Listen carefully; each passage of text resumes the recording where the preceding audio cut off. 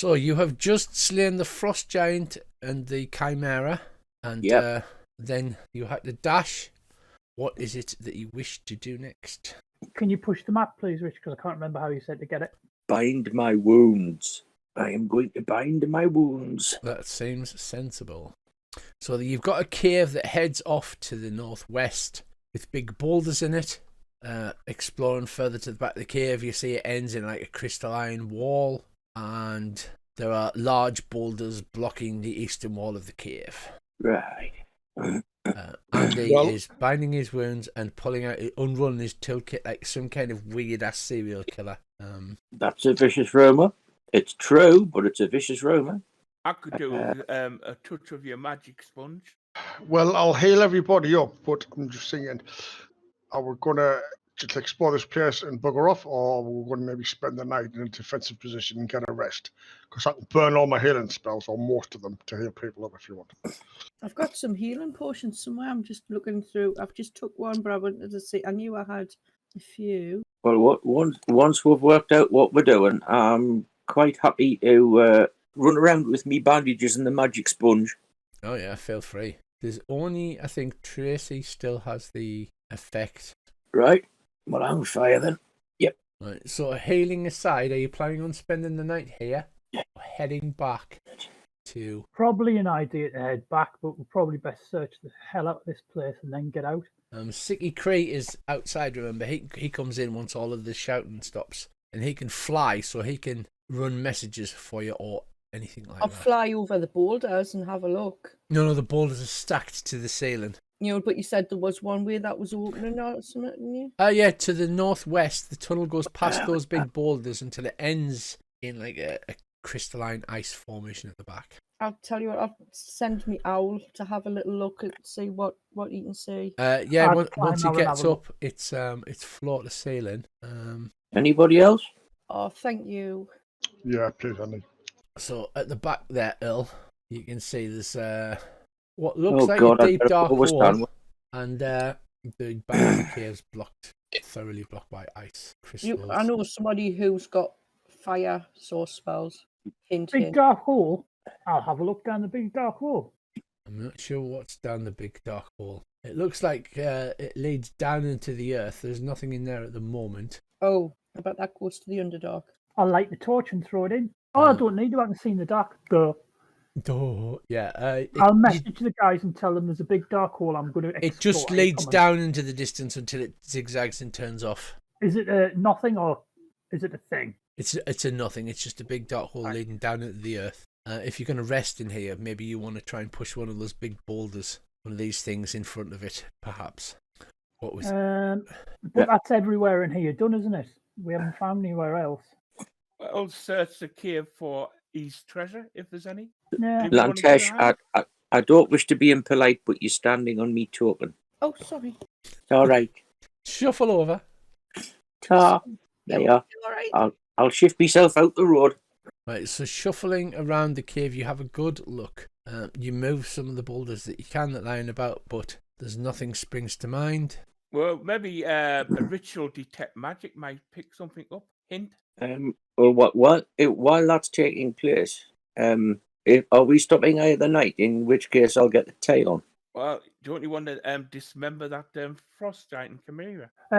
I might be a good idea to chop those up. You see this ledge up here? Can you give me a boost up this ledge, please, Isha? Because it's a giant, so I figure if it puts stuff away, it'll put it up high. So you get a boost up and then you climb up there, Earl. It goes around the outside, but again, it's blocked by those large crystalline or ice structures. That thing in the middle is the big pool, and there's a river runs into it. The river comes underneath that ice you can see over here, Earl. Yeah, I got you. And feeds into that pool. Now, I was just saying, this is actually a really nice map. But from your vantage point, Earl, you can see beyond those boulders stacked floor to ceiling, you can see that there's a tunnel over this side here. You can see another tunnel on the other side of those boulders. But is it possible to climb over those boulders, or would you have to? Oh no, it's ice, isn't it? It's ice, so you could slide over the ice. I'm sure there's nothing lives in the ice. Right, so Earl climbs back down, guys, and heads off across the ice. Looking down Can I skate? Yes, you can.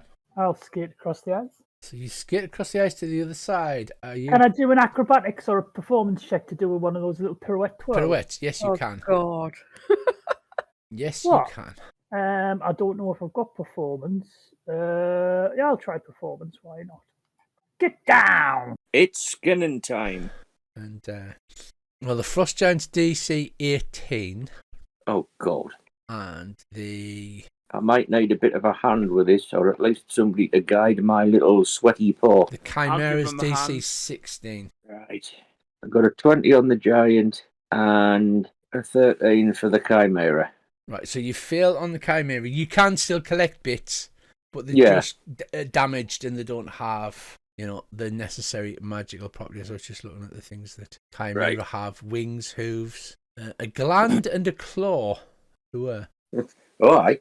But sadly, you're unable to collect any magical stuff. The giant, however. The giant, however. Let's have a look on the tables. It's quite large, so it's going to take a couple of hours if somebody else is setting up a camp. Are you sending Sicky Cree off for to give a message to anybody? Yeah, we'll probably best tell the people which tribe was it that was being bothered by the dragon? Oh no, we'll best let both tribes know that we've killed what was nesting in the ancestral meeting ground. Oh, have you got jars, Andy? Yes, I've got plenty of jars and things. I thought you might have. This is a little ghoulish, if I'm honest. Do you not think? Yeah, I've got jars and bags and hacksaws. And boxes, lots of little boxes. Lots of boxes. Little boxes on the hillside. Rich, you know this giant axe thing that he had? Yes. Do me and Davey think if we cut the head off, so we've just got like the massive haft, that we could try and lever out these rocks from the cave mouth? You can, but Earl has seen a way round by going on the lake. So you can actually just go around on the frozen lake if you wish. Well, I've gone round. I'll wait for.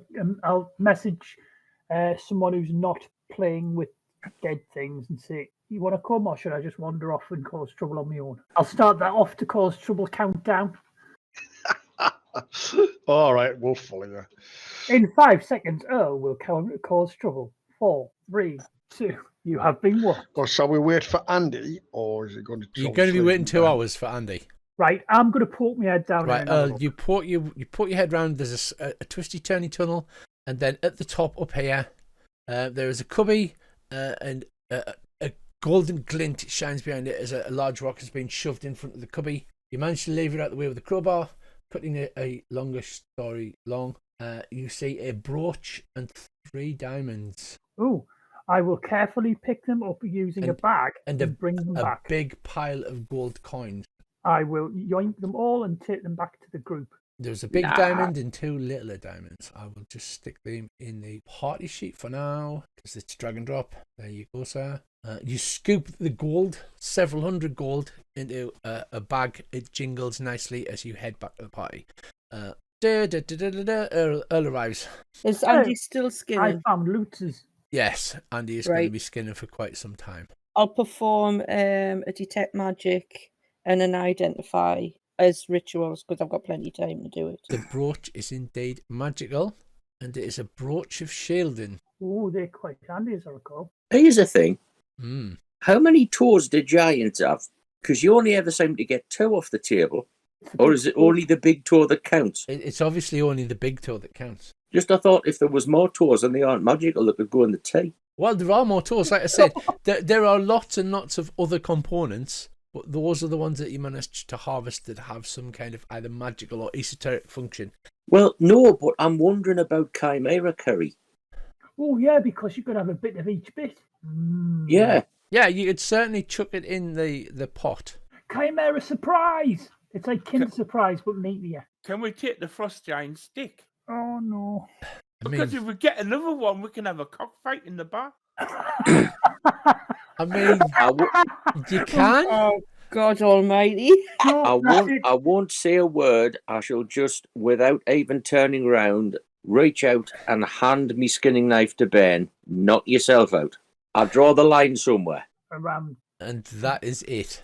Right, Pretty much. You come back, all of that shit is dumped into the party kitty Earl. There's once you count it out, as you have plenty of time while Andy does that, there's 400 gold pieces, 3 diamonds, and the brooch of shielding. Anyone want a brooch of shielding? Well, I'll have it if nobody else wants it, but if anybody else wants it, knock yourselves out. It requires attunement, however. That's one of your attuned items. It basically gives you resistance to force damage and immune to magic missiles. I've just looked at those diamonds and sort of speaking possibly out of character. We've got enough for 2 reses there. You don't actually, because it's 300 gold pieces for a res. So you could use the big one for a res, but there's only 2 100 gold piece diamonds, the small ones. Well, we're 2/3 of the way there for a second one. Yes. I could get a hacksaw out and make littler diamonds. They sell for more, don't they? Or you could get super glue and glue them 2 little ones together. I'm not allowed to super glue, remember the law that they changed? I think we should camp in here tonight. Yeah, I'll heal everybody up first. Much appreciated, Aisha. I'll make sure you get the really meaty bit of the curry. Yum yum. It's always best to blow all of your spell slots before your long rest, just in case it gets interrupted. I'm going to do some entertaining tonight. I'll use my illusion and I will tell one of Valiant's miraculous stories to the rest of the party that they're unaware of. Go on then, and I'll give you a point of inspiration for a small miraculous story lasting only a minute or so. Well, give us a performance check then, Lantesh. Okie dokie, here goes. Do you wish me to accompany on the bagpipes? Can do. It all adds up. Oh God. So could that class as helping? Yeah, because like you can cover up for the dodgy. Right. Do you want me to send you it? It won't. I go to click the dice and nothing's happening. But yeah, you've got a double click dice. So a 19. So it's a bit ropey, the story, and perhaps you've added in bits that from other stories that you got mixed up. But Andy quickly covers up any mistakes that you may have made. You seem to be quite a shy little gnome. Is that? And you tell an entertaining story, and then we have a rest. What are you telling City Creek to do? To go to visit both of the clans, or because they're still not 100% friendly. They've just agreed to meet. Well, tell them that we've cleared out the ancestral meeting ground. Okay, and you wake up in the morning feeling refreshed with mystery meat curry still rumbling its way around the bottom of the pan. So warmed up leftovers for brekkie. Oh, next day curry, best curry. And I'll whip up a batch of fresh bread for them. It's better spread on bread. Bob has fed the dogs. Probably talked the arse off to the arcane golem. Yeah. He spent the entire night trying to teach Ed about free will and independent thought. But since Ed is not talking back, it doesn't seem to be getting anywhere.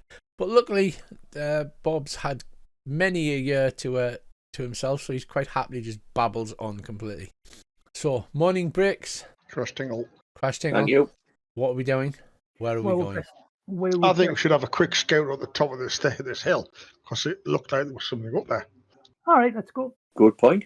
Got some kobolds to loot. Okay, so heading to the top of the hill, you find the top is flat and multi-leveled. But examining the place, you see quite a lot of chimera crap. I wonder if that's magical. 3 dead kobolds, but not anything. And before anybody asks, I'm not skinning them because it's an absolute bastard to skin something that's frozen solid. Do you want to search them then, Dave? I'll have a search of them. Do you want a hand or are you all right? Always willing to have a hand. Kobold. I'll give Dave a hand. Oh, you get the fat loads, Dave. The first one's got some small scruffy hide armor, a dagger, and a javelin. Second one has the same but 2 javelins, and the third one has 2 daggers and a javelin. They are in the party sheet. You can take them. If you don't, they will be deleted as you leave them on the top of this mountain. Can I detect magic on them? You can. You stand there dancing about and scrolling chalk circles on the floor, but they are not magical. You just find it's basically the haunt of the chimera. It doesn't have a nest or anything, and apparently slept downstairs with its master or cohabiter or whatever it happened to be. Again, we didn't get to find out as somebody just blew it to bits with fireballs. And It's not my fault. can you imagine? Yes, but in my defence, people might have got hurt. That's true. So yeah, do you want to take that stuff off the kobold there? Nah. The 3 armor? No, the daggers and the javelins. Nobody's interested in them. No, I've snuffled a dagger. Okay. So dumping the rest on the snow, tipping the naked kobold bodies off the side. You decide where to go. Prissy, you might want to grab that 300 GP diamond. Okay. Where do thou head initially then? You're halfway between Skydoom and Wormdoom.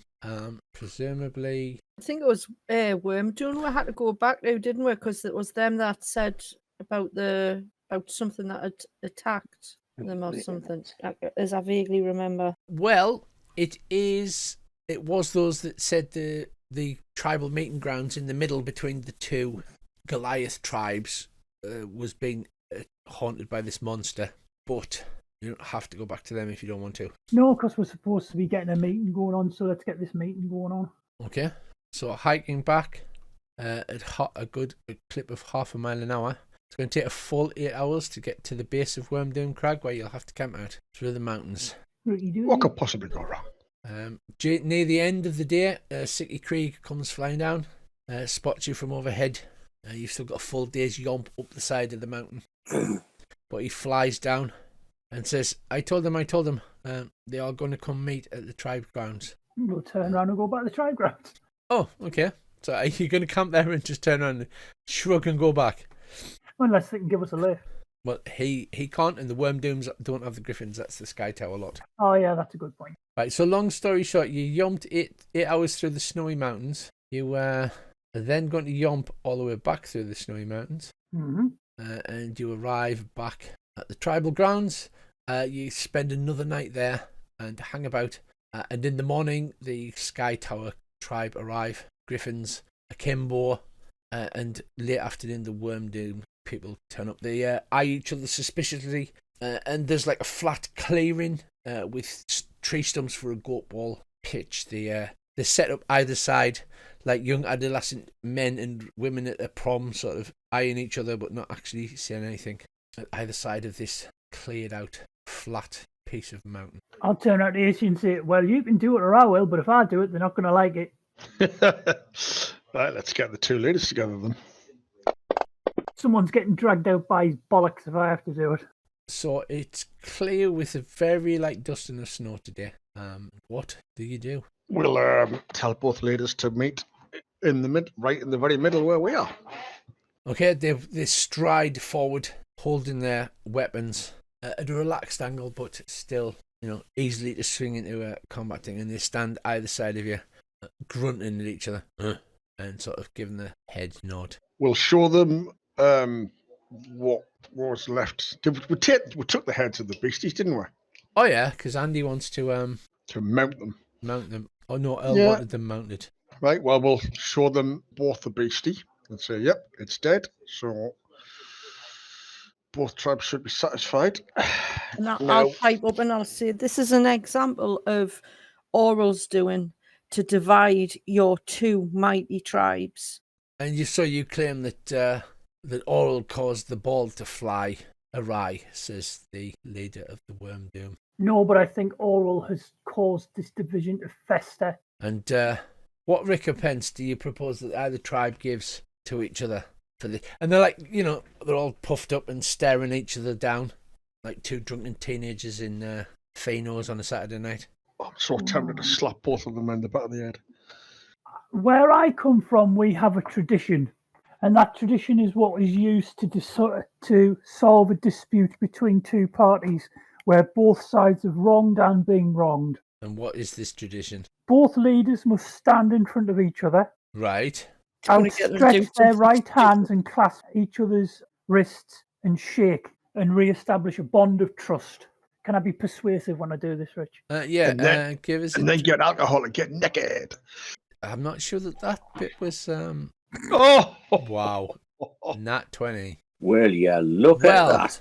So the leaders step forward, a little confused, clasp each other's forearms and give a shake. And, the leader of the Sky Tower, Goliath, says, "I'm sorry for the injuries that were inflicted upon you. Perhaps this war was a little hasty." And the Wormdoom lady says, "Perhaps I threw the ball a little hard. Let it be known that I shall be the one that brings the peace to this warring tribes." The other guy obviously doesn't want to be outbossed by this, and he says, "No, let it be known that I shall be the one that brings the peace to this guy. This will require a lot of beer or ale." Let the festivities begin, and I'll fire some, use prestidigitation to use fire some fireworks in the air and yeah, fireworks go. Nobody's kind of brought any beer really, but they can send the griffins back for some, unless you happen to have some. Oh, I can't summon some beer with my thingy, can I? No, you can't summon beer. That would be far too useful a spell. So the griffins are sent back to Sky Tower to bring beer, and great mugs of beer are poured out while the two clan leaders attempt to outdo each other in the contest that is peace. And as the beer flows and the negotiations go on all day, several of the younger Goliaths organise a goat ball match and have a few friendly matches, and the older folk, the ladies and the grandmothers, go over and greet each other like old friends and begin to chat. And you sit back and see the wonder that you have wrought upon the field as the contest of peace has begun. That's the thing with Goliath. I think the trick is just to make them think they've got to out-nice the other one. And many festivities take part as old friendships are renewed and new slights are forgotten. You get a little merry, shall we say, and partake in the good old-fashioned Goliath stew. Perhaps you take part in a few feats of strength, arm wrestling, and wrestling are popular as well as goat ball. And at the end of it, the Goliath swear to aid you in the driving Auril from Icewind Dale. Get in! And a day has passed, and where do you wish to go next? Up towards the pass, I think. Aren't we due at Revel's End? Yeah, that's what I think the plan is. Because Because we don't want to blast the pass out until we've found out what's next, because I've got a feeling if we blast the pass out, we're still going to get screwed over by the fact that we actually need to, I'll use your words carefully, we need to stop the snows first before we can, because it'll just refill and refreeze, so we need to sort her out before we open the pass. Can we knock out a griffin? Oh no, because it was Slailby left. So you can get a lift back. It'll take about an hour to get a lift back to Sky Tower for the sledge. Yep. Sounds like a plan. Sounds like a plan.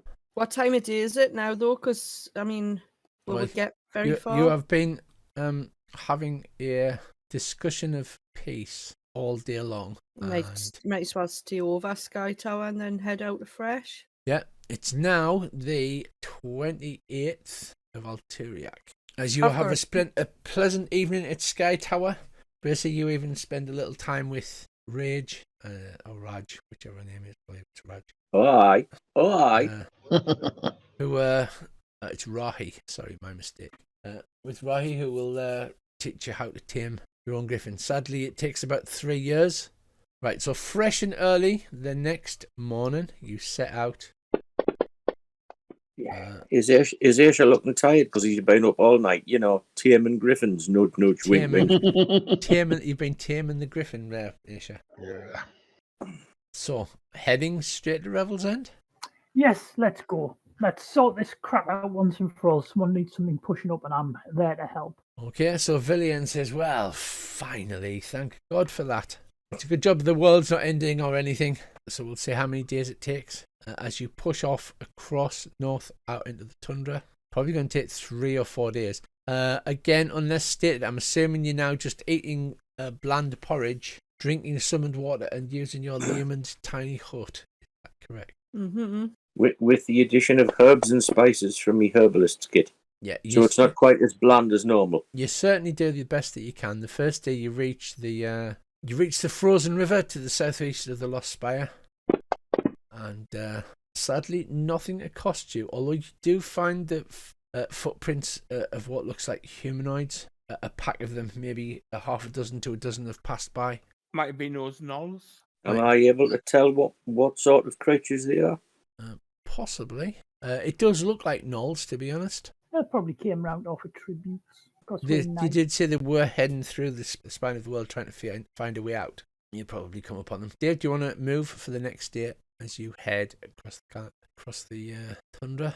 Okie dokie. It's almost Tarsak, which is March. You've been in Icewind Dale now, well, adventuring about 4 months. So you ride past the Lost Spire, just in case Dave does his usual of like, look, I'm just going to drive into the random encounters. So another day passes. You, like I said, you've seen the gnolls, and we haven't had a really good blizzard in months. I feel robbed the fact that we're in Icewind Dale and there's no blizzards. Do you not?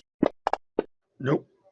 It's clear again, but everybody's just fine with its thing. So on the third day, Dave, you're almost approaching Revel's End as you cut a swath across the icy plain. Yeah, you can reach it. Right.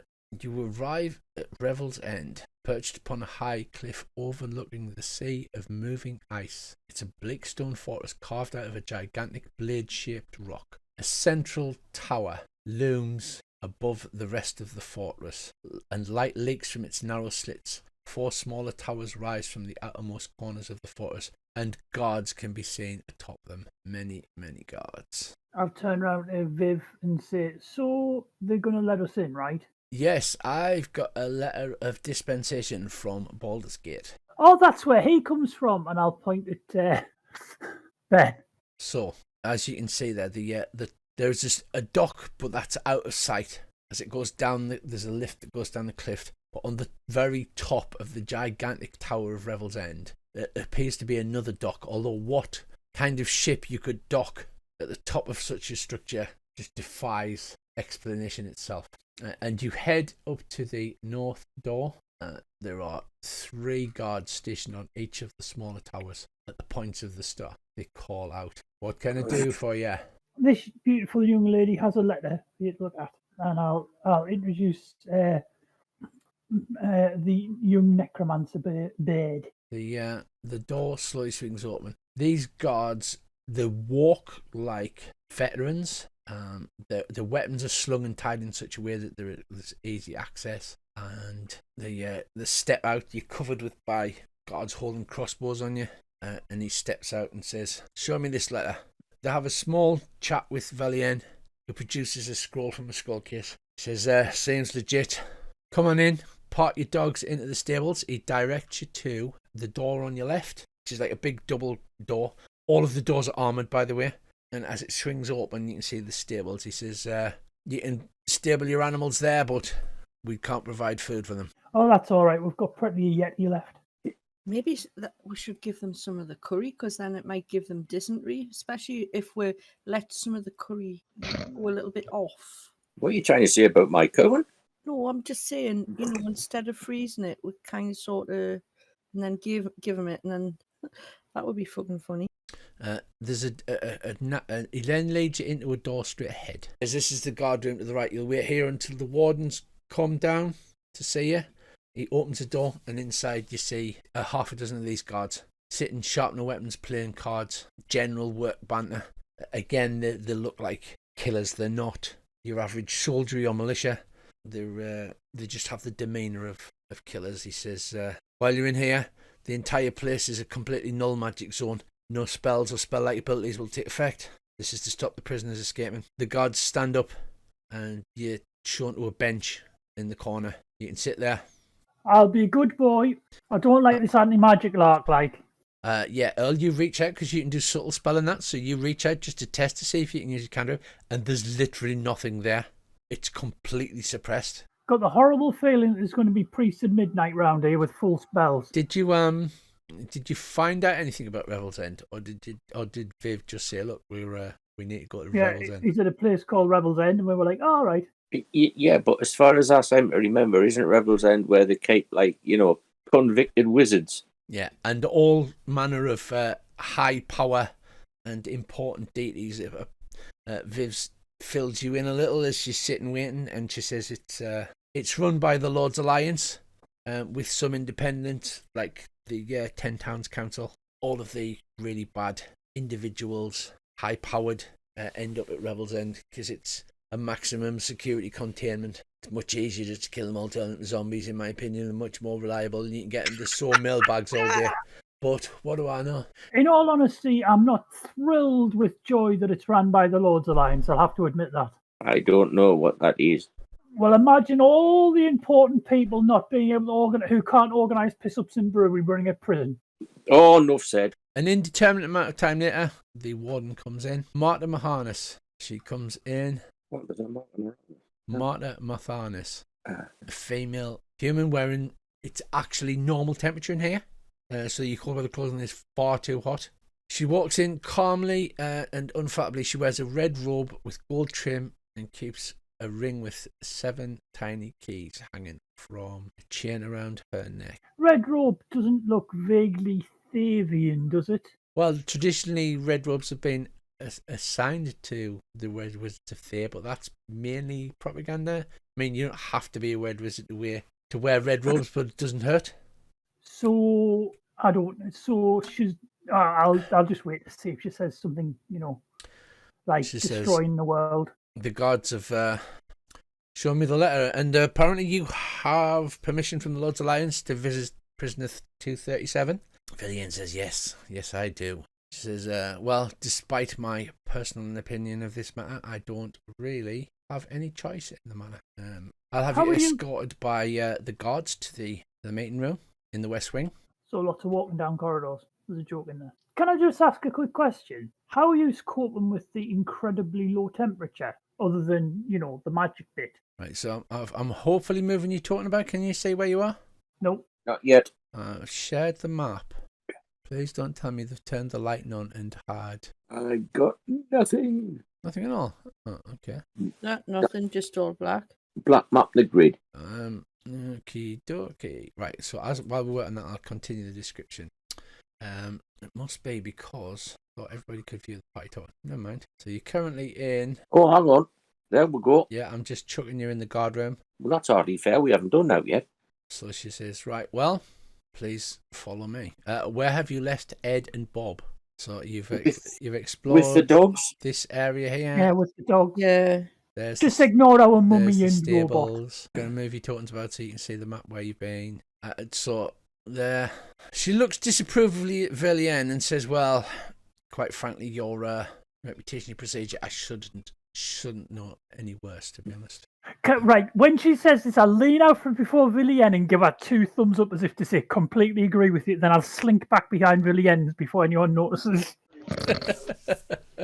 So, again, here we go. Lots of exposition. You're led out of the guard room by the warden and 4 of these tough-looking guards. Like I said, you can tell the difference between a normal guard and these guys look like killers, like ex-adventurers, assassins, whatever. They look tough as nails, like ex-Navy SEALs kind of thing.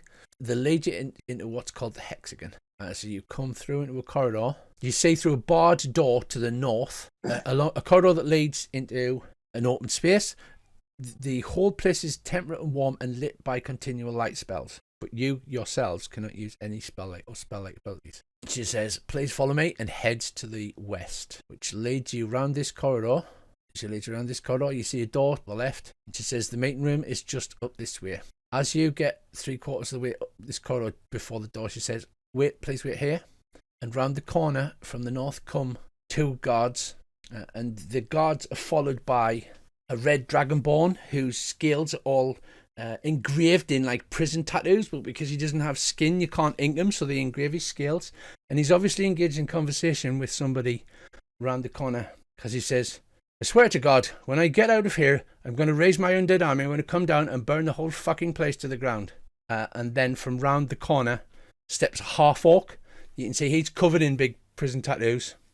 And he's got like the head of a dragon, just a green dragon just coming over one shoulder. And he's like, I have told you, when we get out of here, this time I will kill you. They walk down the corridor towards you. They stop before the door. The door is opened, and it's quite cold outside, but it's still not thing. And the guards say, exercise in the yard. Dougal, stop talking. Kalash, enough. Oh, get in. And so the prisoners are shown into the yard to the left.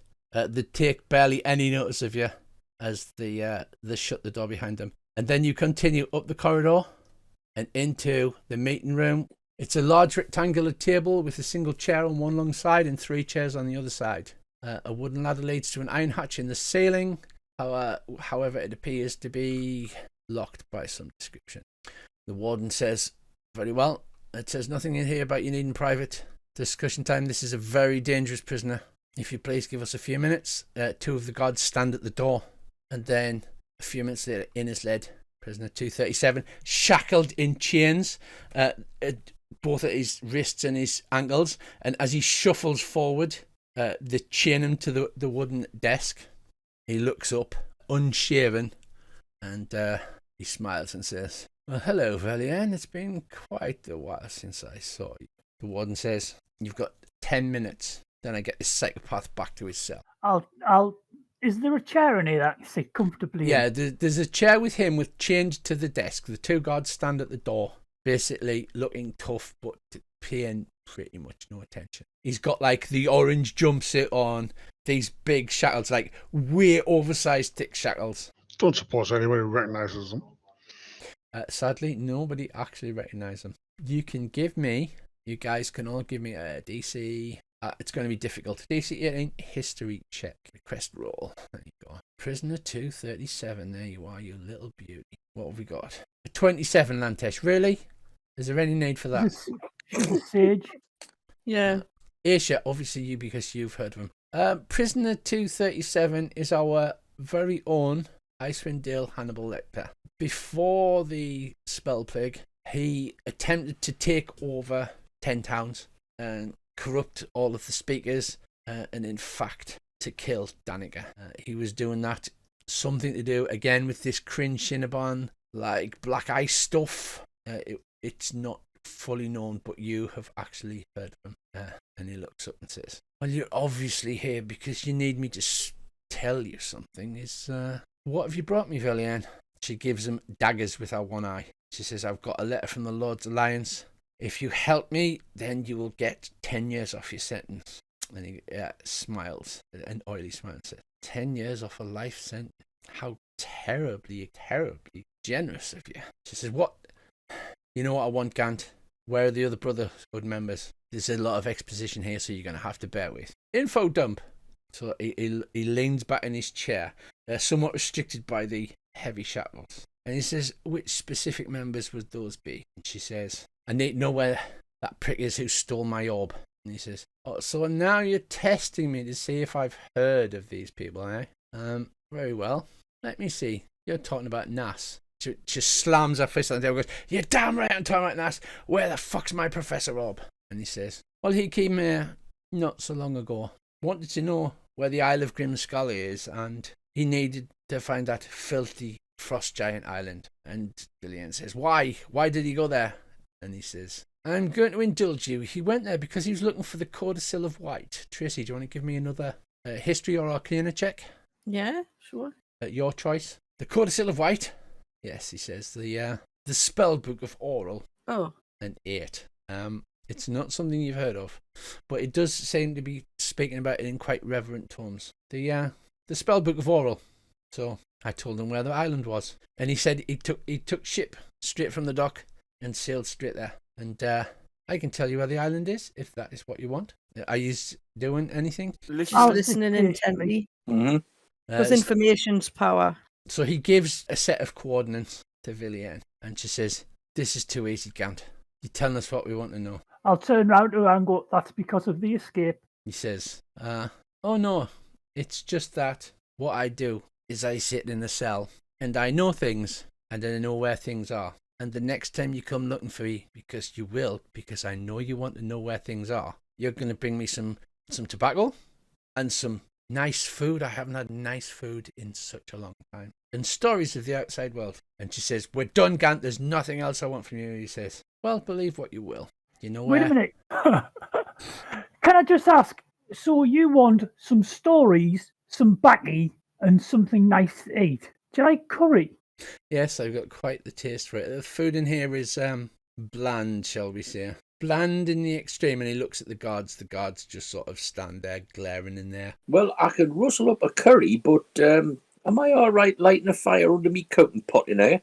Oh no, you'll have to do it outside these lot. As you've just experienced, they've got no sense of humour, have you, God Henry? How is your little girl? I believe she lives in Luskin. And he sort of half starts forward, and he's like, "Just don't you forget, Gant. You'll be in the exercise one day." Well, if it's stories you want, I've got a story. I don't think you'll have heard this one. It was about a lad I knew when I was growing up, and he was quite the boxer, and he trained really hard, and he was very conscientious. And he got himself a manager. He even had fights towards getting the title. But you know how it is with some people. They don't know when they're well off. So in the end, he started to get beat. And then his body went and he couldn't fight anymore. And do you know where he ended up? He ended up in one of those boxing booths in a fairground. 4 fights a night, 5 nights a week.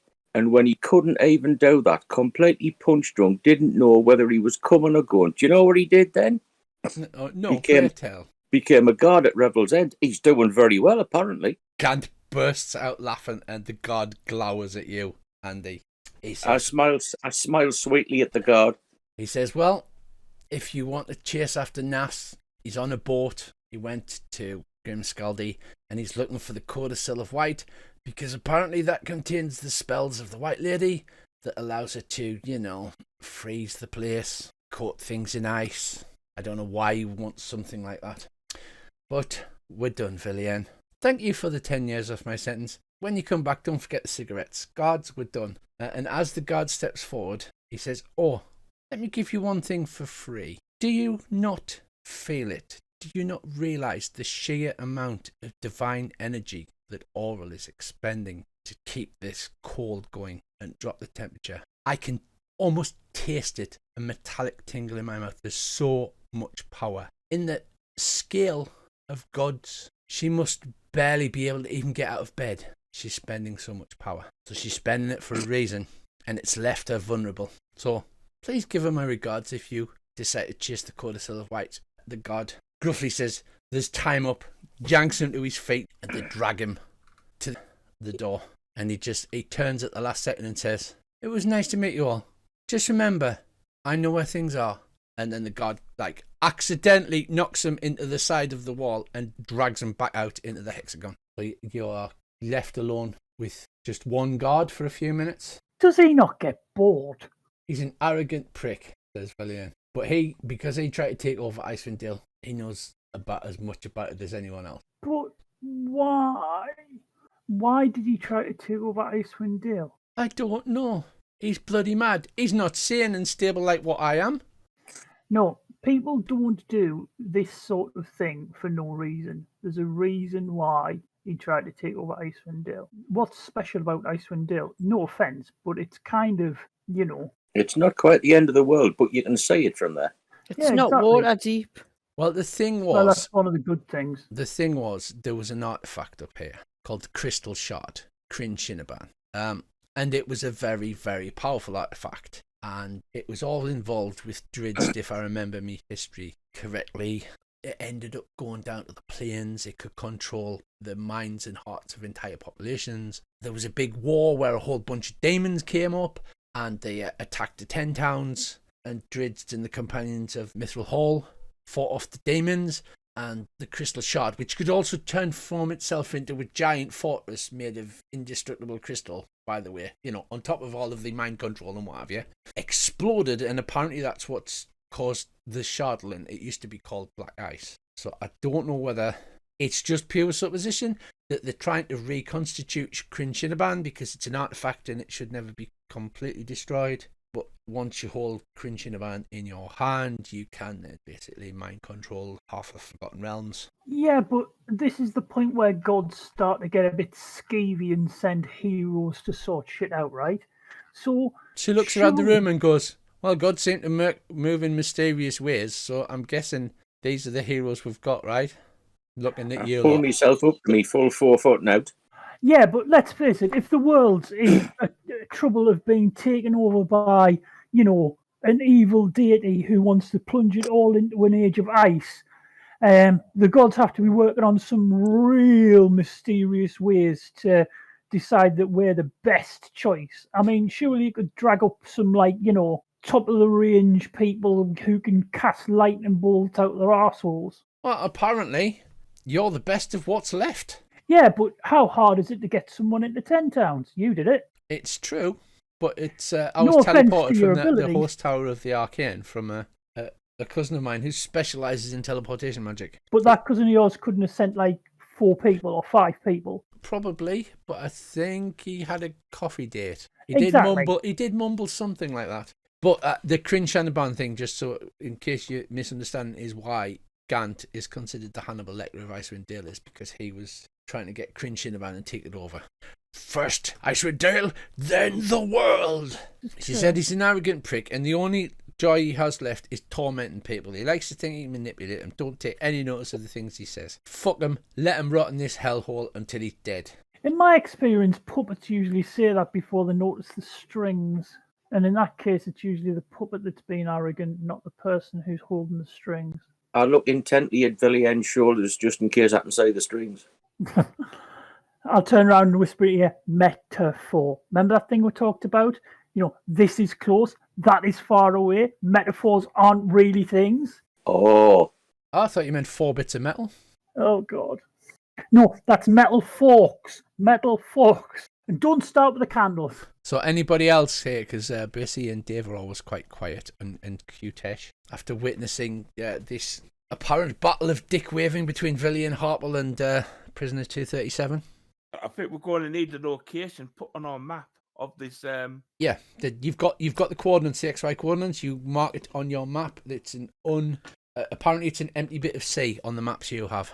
Because you remember you have the big map from the ship, which has all of the shipping lanes. It looks like it's an empty bit of sea, but you pull the map out, you mark the coordinates on. It's not a puzzle or I'm trying to trick you or anything. Where's Auril getting all this power from, do you think? So you know that gods get power from worshippers, and they can never truly die as long as they have at least one worshipper. She had quite a lot of worshippers in the north, you know, in the same way that there would be a harvest god to give a good harvest. There would be a sea god to give you a good flat sea to sail upon.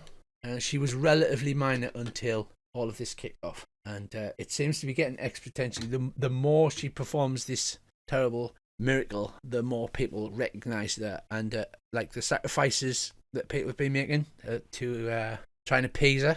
Obviously, all of 10 towns is now making sacrifices by the town, and personal people are doing it in their own homes as well. So she seems to have exponentially gained power lately. I say this because you are a cleric and you know about religious things. Well, she's going to be a bit pissed off because we've kind of abated the sacrificial thing. So, Just find the followers and let's just kill them all. Going to ask Villian, what about this ship that was used? Are we talking about? I'll say it because I know we've come across it. Are we talking about? Oh God, it's gone out of my bloody brain. The Spelljammer. A what? a what? She says. We come across. She wasn't there, remember? All right, okay. I forget. I forget that you weren't with her at the time. I take it for granted that we've been together on travels for some time now. Well, down south, we came across this grounded vehicle of some sorts, a ship of sorts in the ice that was being captained, as you would say, by mind flayers. And we're seeing it take off. So I know that exists. So is it something similar that we're looking for? Like if the port's in the sky? No, I'm pretty sure he just chartered a ship. All right. There is a dock here. If you like, we can discuss this Spelljammer in great length at a later date. But briefly, Fascinating. It was very scary. One of our party members came very close to have his brain sucked out. Which one was it? I look over. It was at Asia, wasn't it? I look over. She laughs and says, "Did it bite him on the ass?" Like, no, it's basic. I'll stop there because I realised she's taking the piss. Right, so the warden comes back in, flanked by 2 more of these guerrilla guards. And now I want to make them real guerrillas with Tommy guns. But sorry, I digress. And she says, well, I hope you got everything from that psychopath. I'm going to now lock him back in this deep, dark hole for a very long time. Although apparently I have to give him 10 minutes exercise in the yard once a month now. So I hope it was of service to you. Is there anything else? Ask him, sure, what docks at the dock at the top. And that's for the airships. We get food and supply deliveries once every 2 weeks. I don't suppose there's one due either today or tomorrow, is there? There's one due in the next week or so. That's a shame. Could have tried and borrow it. Did you say that out loud, or was that you thinking to yourself? That's me thinking to myself. She says, no, we get ships more infrequently, more normal ships, because they have to have the special dwarven icebreakers on the front. But we're still getting here. This is a very important place to the Forgotten Realms, and they'll do everything they can to keep the lights on, keep it running. I must admit the whole situation confuses me somewhat, but he did say something that does resonate with something I've been thinking. Mm-hmm. I said earlier, if you remember earlier, I said it must be taking her a great deal of power to do what she's doing, and she must be doing it for a reason. I just can't think what the reason could possibly be. Well, perhaps it's time you went and found out. If there's nothing else, gentlemen, I have a tight ship to run. No pun intended. It couldn't be, just out of curiosity, not Auril herself, but it couldn't be this mad mate of Gantz who's found the book and he's doing it. Or it could be to do with those nutcases in the castle that worship that demon, frost demon. Yes. Felian says, well, that prick Nasnantamia is obsessed with Netherese artifacts. I don't know if I mentioned to you before, but my Professor Orb that he stole his speciality is Netherese. So whatever's in the Codicilla White, he was trying to get it for a reason. I mean, why mess around with anything to do with the Netherese? I mean, they nearly destroyed the world or something. They did. Well, some of the Arcane Brotherhood is an amoral, or rather has an alignment compass of every direction, and we are supposed to be helping each other to discover the mysteries of the arcane. Apparently the Netherese in 10th rank spells, which is completely beyond the casting of any mortal or divine being nowadays, and such spells were of terrible power. So there are people in the Arcane Brotherhood that attempt to uncover Netherese books, artifacts, spell scrolls, but thank God nobody's found one. You know the Desert of Am where you came from? Yeah. Yeah, well, there are scrolls that indicate that was the test firing of a 10th level fire spell that caused that. Oh, I can believe it. How true it is, I don't know. I'm not the expert. There was a reason why magic was codified, and I'm pretty sure the reason was to stop people doing mad stuff with spells that were too powerful for mortals. You do. That's it, I guess. You do recall, because William wasn't there, Dizan said he had used a Netherese simulacrum scroll, because a normal simulacrum just creates one simulacrum. Apparently this scroll he used has created multiple simulacrums, which was why Dizan was having problems and the Dizan people were going mad. Exactly. It's not meant for people to mess about with. I think we need to find this guy and stop him with extreme prejudice. She smiles and goes, Simon, for once you and I are in complete agreement. Shall I get the pickaxes? Yeah. Why do we need pickaxes? To exhume the bodies afterwards, of course. Oh, I'm not thinking there's going to be many bodies left when we're finished with them. What you need is a dustpan and brush. Animate dust. Possible. Difficult. You'd need a bag and a net to fill all those rocks out. And she starts thinking and tapping her chin. She goes, no, maybe. I could maybe work with that. Can I just Very ask, well. We have an accord. have we still got the artificial sun on our persons? No, you left that at the Temple of Lathander. You had donated it so that the people could pray under the natural warmth of the sun. No, just I know that we borrowed it at some point, didn't we? Yeah, we gave it back though because I figured it might be really useful, so we need to put it somewhere safe. Mind you, that was, before someone stole the frigging giant cauldron out of there. She says, well, we'd have no more answers, we just have more questions, so we know where they are. It's time to get some answers, I guess. How's the best way to get there? Well, it's in the ocean. I'll leave that up to you. I don't know. Do we know Charter anyone a on ship? Don't we know a whale that lives down the road from here? Yep. Let's go and see a friend of ours. To Anna Juck's Bell, please. Right, so you head back out of Revel's End, but just the other side of the door to the exercise yard, you hear the faint bickering of squabbling in heavily accented Russian and Irish. Oh my god. I'm not surprised he ended up in there. I don't think Tracy knows who they are. I've heard of his Russian BC character. No, the gods are not trapped. I am not trapped in here with the gods. The gods are trapped in here with me. Right. It's all right. My boss will come and pick us up soon. You friggin' barking man. So you have 3 hours of travelling again today. You could do 9 miles down the coast, Dave, if you wished. Yeah. So you travel along the coast. It's bloody cold, and camp for the night. Is there anything you're doing, or are you heading straight to Angajuk? It's the last day of Alturiak. You awake early the next morning. Snowing, light fog, clear is basically the default weather in Icewind Dale. So it's an average day with light snowfall, some fog coming in over the ocean, you know. Right, so you easily arrive the next day back at the Bell. Arriving at the Bell, you see 5 people around the hut. They've got harpoons, large empty barrels, and the big, imposing looking fighters. Should you want to do this, or should I? Let's do it together. I'll walk up with this. Yeah, Do you want a hand?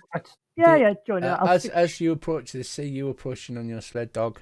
They wave to you. I'll wave Well back. met. All right, lads, what's up? We're Ahab's lads.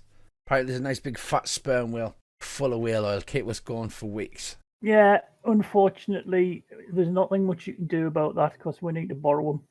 He says, is that right? Because I've got a signed job from the Bremen Council here, lads, and they reach for the harpoons and step forward. Is that right, is it? I think you find this is outkill.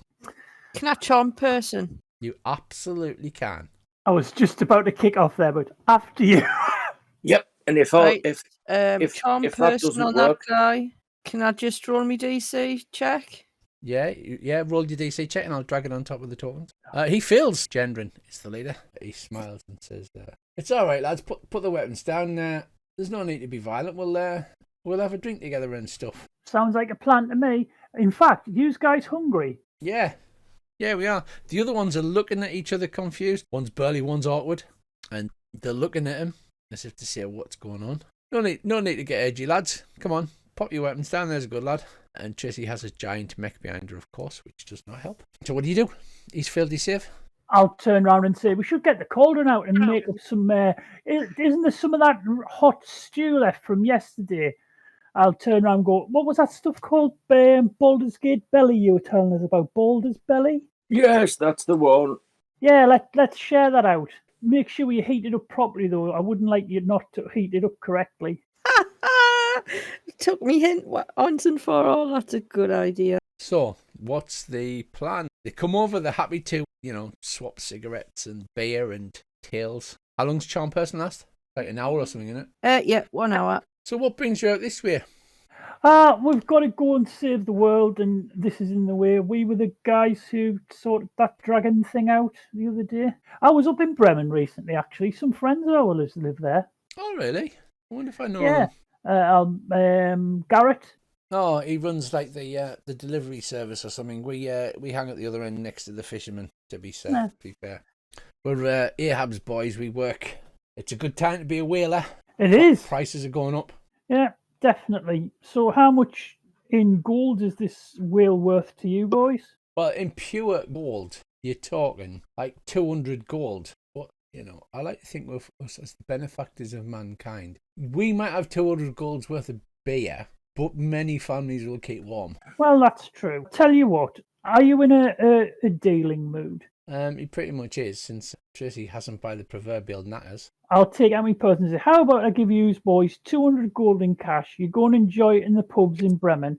If you head to Targos and talk to the head man and say that someone sent you over for some extra free food and lunch is on me, I'm sure he'll sort you out with some extra food and bevs while you're over there. Good bloke, that. And, take a while to drink your sorrows off, get nice and warm in inside. We need to borrow this wheel for a bit. And then when we get back, about a month's time, if things haven't been sorted out, I'm sure you can go and try and get the wheel. You do know it's intelligent, all right, and it can talk and use magic. No, he says. Deception, please. I'm going to try and convince him that it can use magic. But technically it Big, can. powerful magic. Well, it's not powerful. Deceptive, yeah. It's not powerful pretty magic. deceptive. But, do this sort of stuff and I'll throw fireballs straight in the air. He goes, ooh, crap. Yeah, well, to be honest, I like the sound of that. I mean, it would be foolish not to take your money and just go, wouldn't it? Because we're getting paid for not working. Exactly. And if you happen to be here again before a month's out, I'll get me money back, right? Yeah, I understand. We'll do a vacation anyway. I mean, I've got some holidays to put in. Exactly. Enjoy yourself, boys. It's been nice meeting you. Yeah, there's some food here. And has anyone got a couple of spare gold? Because I'm a bit short on the 200. How much do you need? 50. Why don't you give him one of those little gems? No, I'll give him gold. So you hand him a sack of coins. He looks happy. Off they jolly well fuck. Hey! I'll turn around and say, it's like the cosmos made me a good guy. No, but you're getting there, son, when I say. I'm trying. I'll ring the bell. You ring the bell. This time the vultures do not come and swoop down upon you. Right, in the meantime, you have Bob and a sled full of dogs. I've got a feeling we're going to have to leave them here in the hut. Are you going to leave Bob to guard the dogs? Yeah, unless we can take them with us. I mean, you can't fit the sled on Angerduke. All right, in that case, you'll probably have to wait. What about Ed? Ed can go with you, or you can you can just say stay here, and he'll just stand stuck still here. I think we'll need Ed. You can tell him to stay here, and then say come to me. But he would walk across the sea bottom. I'll take it. But it would take some time to get there. Bob says, "I mean, I do live to serve, and I'm grateful for all the books and everything. But I get the feeling you just use me as a dog sitter." I know, but I don't want him to get hurt until we can fix him more. I'll reassure him and say I'm working on a way to help make you whole. Billian leans in and goes, "Do you know the dangers of allowing an undead to become an independent and sentient being? There's like whole planes have been run by a vampire and mummies and things like that." Really? Oh yes, I researched it. I heard some stories about vampires, but I didn't know there was a plane of vampires. Ooh. Oh yes, he says. When we've got time one day, I'll tell you all about it. It's fantastic. Awesome. So he says, well, on the sled you've got 30 pounds of raw meat. It'll consume 8 pounds of raw meat a day, or 4 rations. So essentially, it'll be all right for a few days, and I say, if we're not back by then, we're probably dead. So well, you've got 8 rations on the sled, which is 2 days worth, and then you've got 30 pounds of raw meat. Unless there's anything you're taking with you, or are you carrying everything? I'm saying £20 of raw meat, £100 of mammoth. Yeah. The location, there's £100 of mammoth meat at the Ice Lodge. Ah, right, yes. Okay. Yeah. And you've also got an entire whale carcass at the Ice Lodge as well. If Bob is becoming a little more independent than he was, would he be all right to trek off to the Ice Lodge and replenish supplies and then come back? Yes, but he would have to leave the dogs. Yeah, he can't. They won't trust him enough to drive them. So just bear in mind, what you don't have with you, you don't have with you. Are we ready to depart then? Yep. Yeah. We'll be fine. What's the worst that can happen? Get what horse handed to her. Well, that's that. Again? You could die again. Okay, I would just like to say, Chapter 5, Aurils abode. Half an hour later, there's the narwhals and the dolphins appear in the little hole in the ice, and then the mast of the ship rises up. Angerduke appears once more. Oh, it's you again. And nice to see you as well. You might want to be careful, because there was a lot of people with harpoons here waiting for you, but we got rid of them.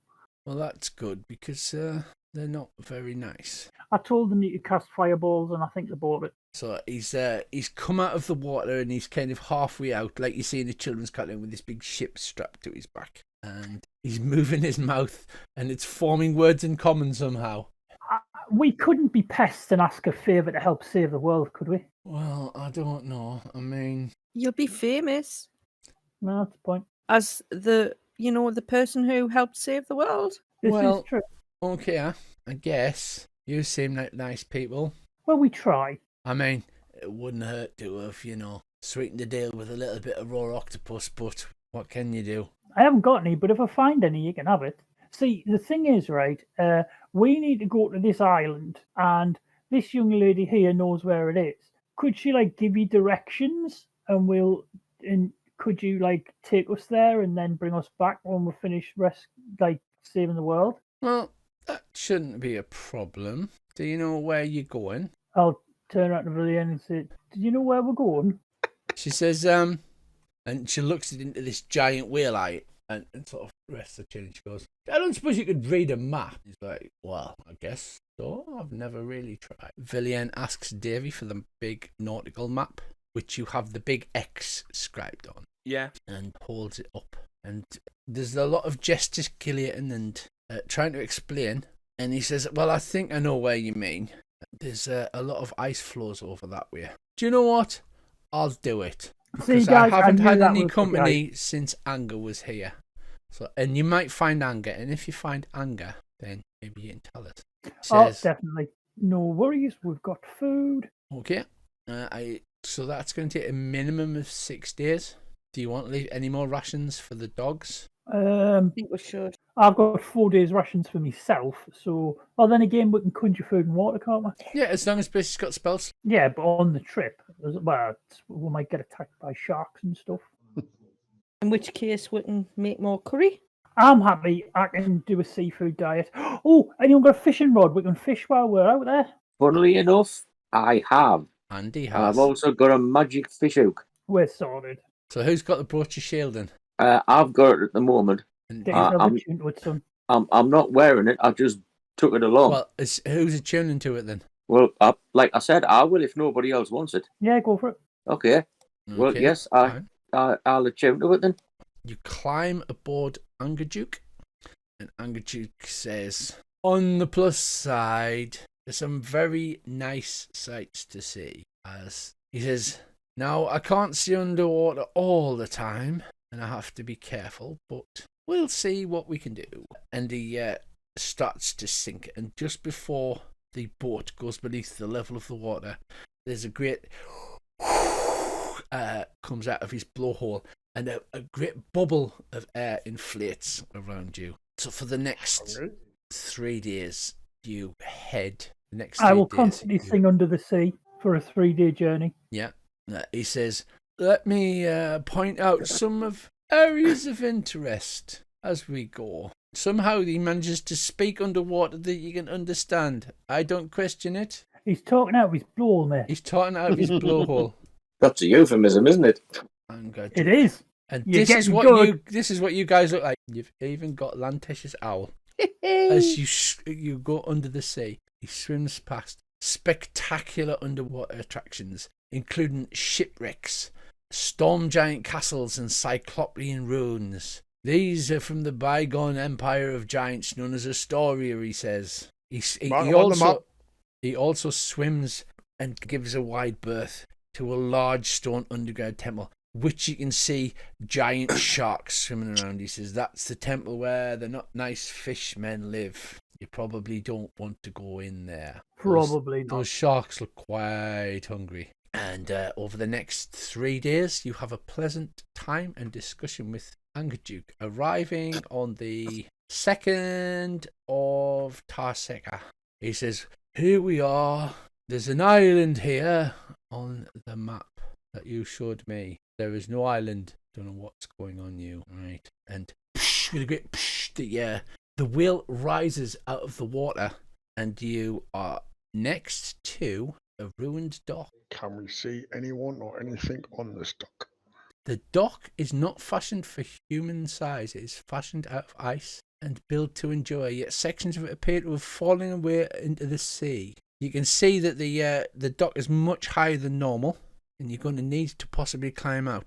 The first thing you notice is that it's cold. You thought it was cold before. It's fucking cold. The DC of frost checks is 30 on the island of Grimskull. Whoa! It is minus 80 degrees, What? which means you should be okay for 8 hours, but then you have to rest. Let's be super careful out here, boys and girls. I'll just sit with the dock in the bay with my watching the tides going away. You freeze your arse to the icy dock. No Sanwin. Angaju Don't goes, lick anything. "Ooh, it's cold here even for me.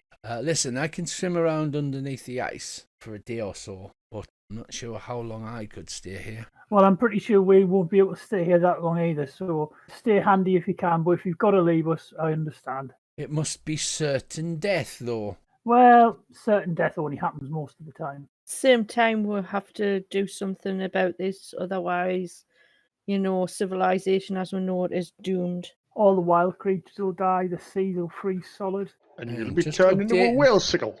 So the dock is 50 feet above you. This is obviously not scaled for humans. It's scaled for big things. Okay, come on, heroes. Don't just sit there silent.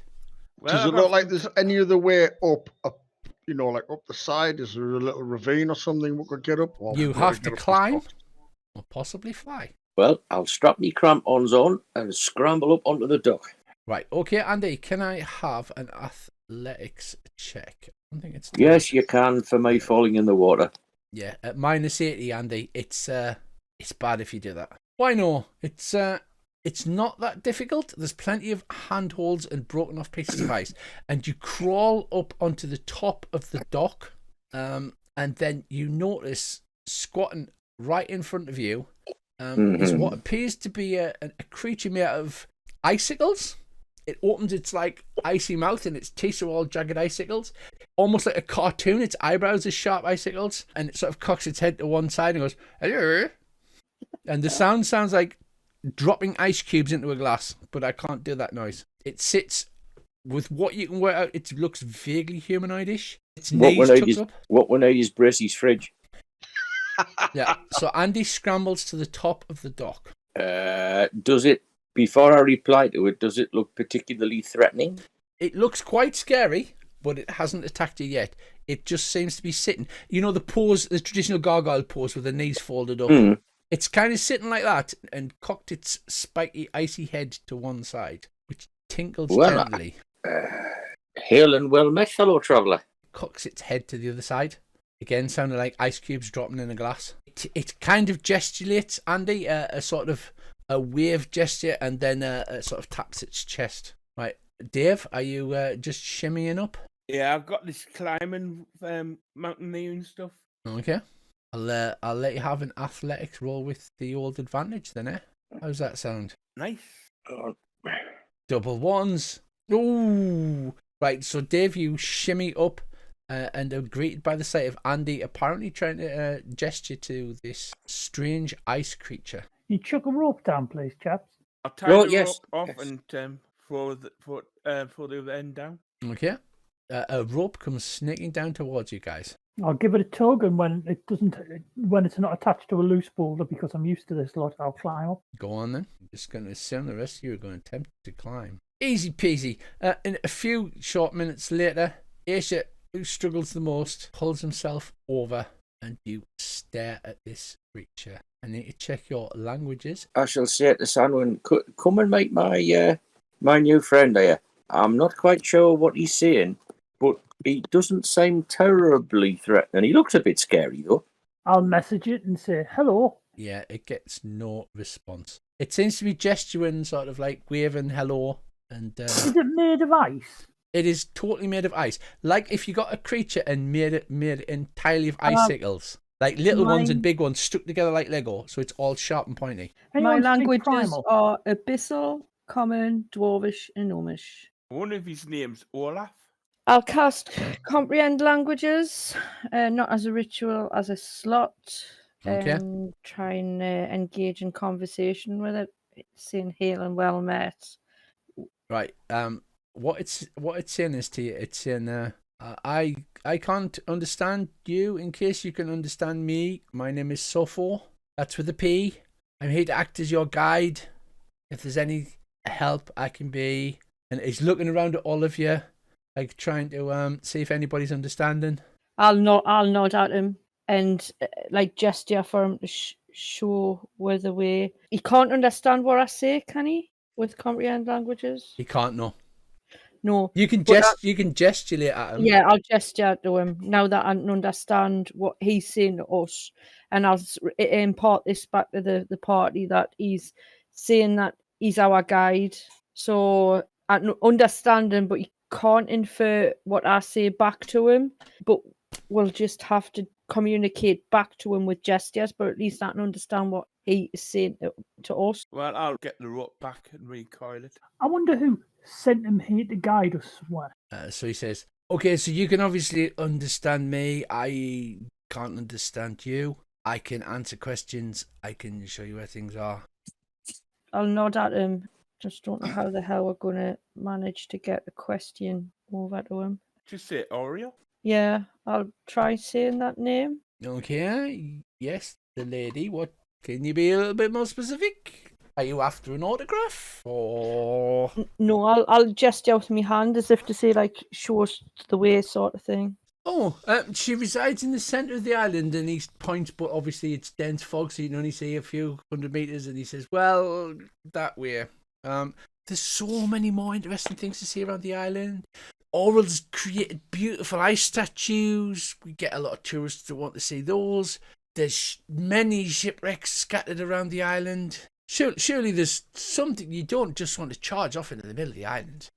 I'll gesture to my wrist like as though I'm pointing at time. Oh, I don't know. There's no such thing as bloody watches. You've got a sore wrist. Do you need a bandage? Can you try and ask about I'll say the no. ship I'll shake my head. that the bloke came on? Sorry, Davey? The ship that the bloke came on. No, Dave, you're communicating in gestures. Just tell me what gestures you're making. Again, GM enjoying this just a little too much. Yeah. You bastard. So if any of you feel free to gesture, he's looking about. Obviously, he realises that at least one of you can understand him. I'll gesture. I'll say Auril again, and I'll do like the walk action with me fingers, like for him to lead what on. It's the only thing I can think of. Does the map have a ship on it, David? No, the map the map was just a generic like shipping map with tides and winds and stuff on. I'll try and draw a ship in the on the ice. Right. And gesture to that. Do you know what? I want a performance out of you, Dave. Because I'm a bastard and I recall the RuneQuest tattoo that Earl made. The creature's sitting there going, 3 syllables, film. A 7. So he's going, how many syllables? Is it a table? Is it a bird table? There's 2 tables. Can I say it? 2 tables joined together, one on top of the other. Can I say at the very end? Is there any way you can communicate with him? I can understand him, but have you got any magics that can, where you can speak his language? Actually, that is a point. I'll make Valley visible in the combat tracker so I can see what languages she actually speaks. Thank you. Because she speaks crazy shit. I know she does. Probably. No, she's got comprehend languages as well, so she can cast it. Or she could cast it on him, on the thing. Comprehend languages. Can you cast it on something other than yourself? Oh, I don't know. She speaks Common, Draconic, Dwarvish, Elvish, and Orc. But no, she says, I don't know. After doing this charades thing, he looks quite excited about it. Dave sort of holds the piece of paper up and like moves it up and down as if it's on the waves, and he goes, "Oh, ships." Obviously, we're just going to say that Villian or Lantesh are just going to translate for you, so we're not having to do that bit. He says, yes, we have quite an extensive collection of shipwrecks on the island. and quite frankly, they are bursting with loot, just waiting to be claimed. That might be an idea for after, but right now... He says we have at least 7. 1, 2, 3, 4, 5, 6. At least 7 shipwrecks on the island. Can I direct you to one of our shipwrecks stuffed to the gills with treasure? No, I'll shake my head and I'll say no, and I'll say it again, Auril, and like gesture with me a hand in a forwards motion as if to say, please lead the way sort of attitude. Very well. Just can't get the tourists anymore. How about the Yeti Caves? There's a beautiful set of Yeti Caves. on the I'll eastern go- side of the island. I'll get on my knees and I'll say Auril, and I'll lead the way. It's like, please lead me to Auril. Anybody else want to place your odds? He looks kind of Jesus. dejected by this. Villian says, but what about the Professor Rob? Well, wouldn't that be with the guy who came here? We don't know where he is. We need to find what else is here. Have you not got any way of locating an object, Felian? Sadly, it's not in my portfolio of magic. Oh shit, does she? Because I don't think she does, because that would make it too easy, to be honest. And No, I think, What about Tracy does. yeah, but minor- he's got to be familiar with it. illusion of Well, this bloke? Could you not make an illusion of the item? Who can cast minor illusions? Me. Me. Well, what are we doing? Have I then? seen the orb in? Can I have an arcane roll and know what she's talking about? So that not conveyed. You have not seen a Professor Orb. Apparently they're very rare, but you can have an arcane roll to see if you have any familiarity with them. What about the ship that what Dave was on about earlier on, that other wizard came on? Does anybody know what he looks like? Could you make a minor illusion of him and sort of say if we can ask this beastie, like, where's the ship that he came on? It's getting. That it's seems getting- reasonable. Yeah. Well, you minor illusion people? I'm just checking Yeah. again. No, she doesn't have minor illusion. Again, I think that's to make it stop it being too easy for you. She's got a message. She's like, Salmon, this is taking far too bloody long. I need the Professor Orb. This guy in question. Do I know what he looks like? No. Shit. I wouldn't, would I? But Velien does. Is there no way she can kind of give you a mental image of what Describe it him. looks like? Naslantimir. Him. She can describe him and Rick, said, well, he'll getting off a ship.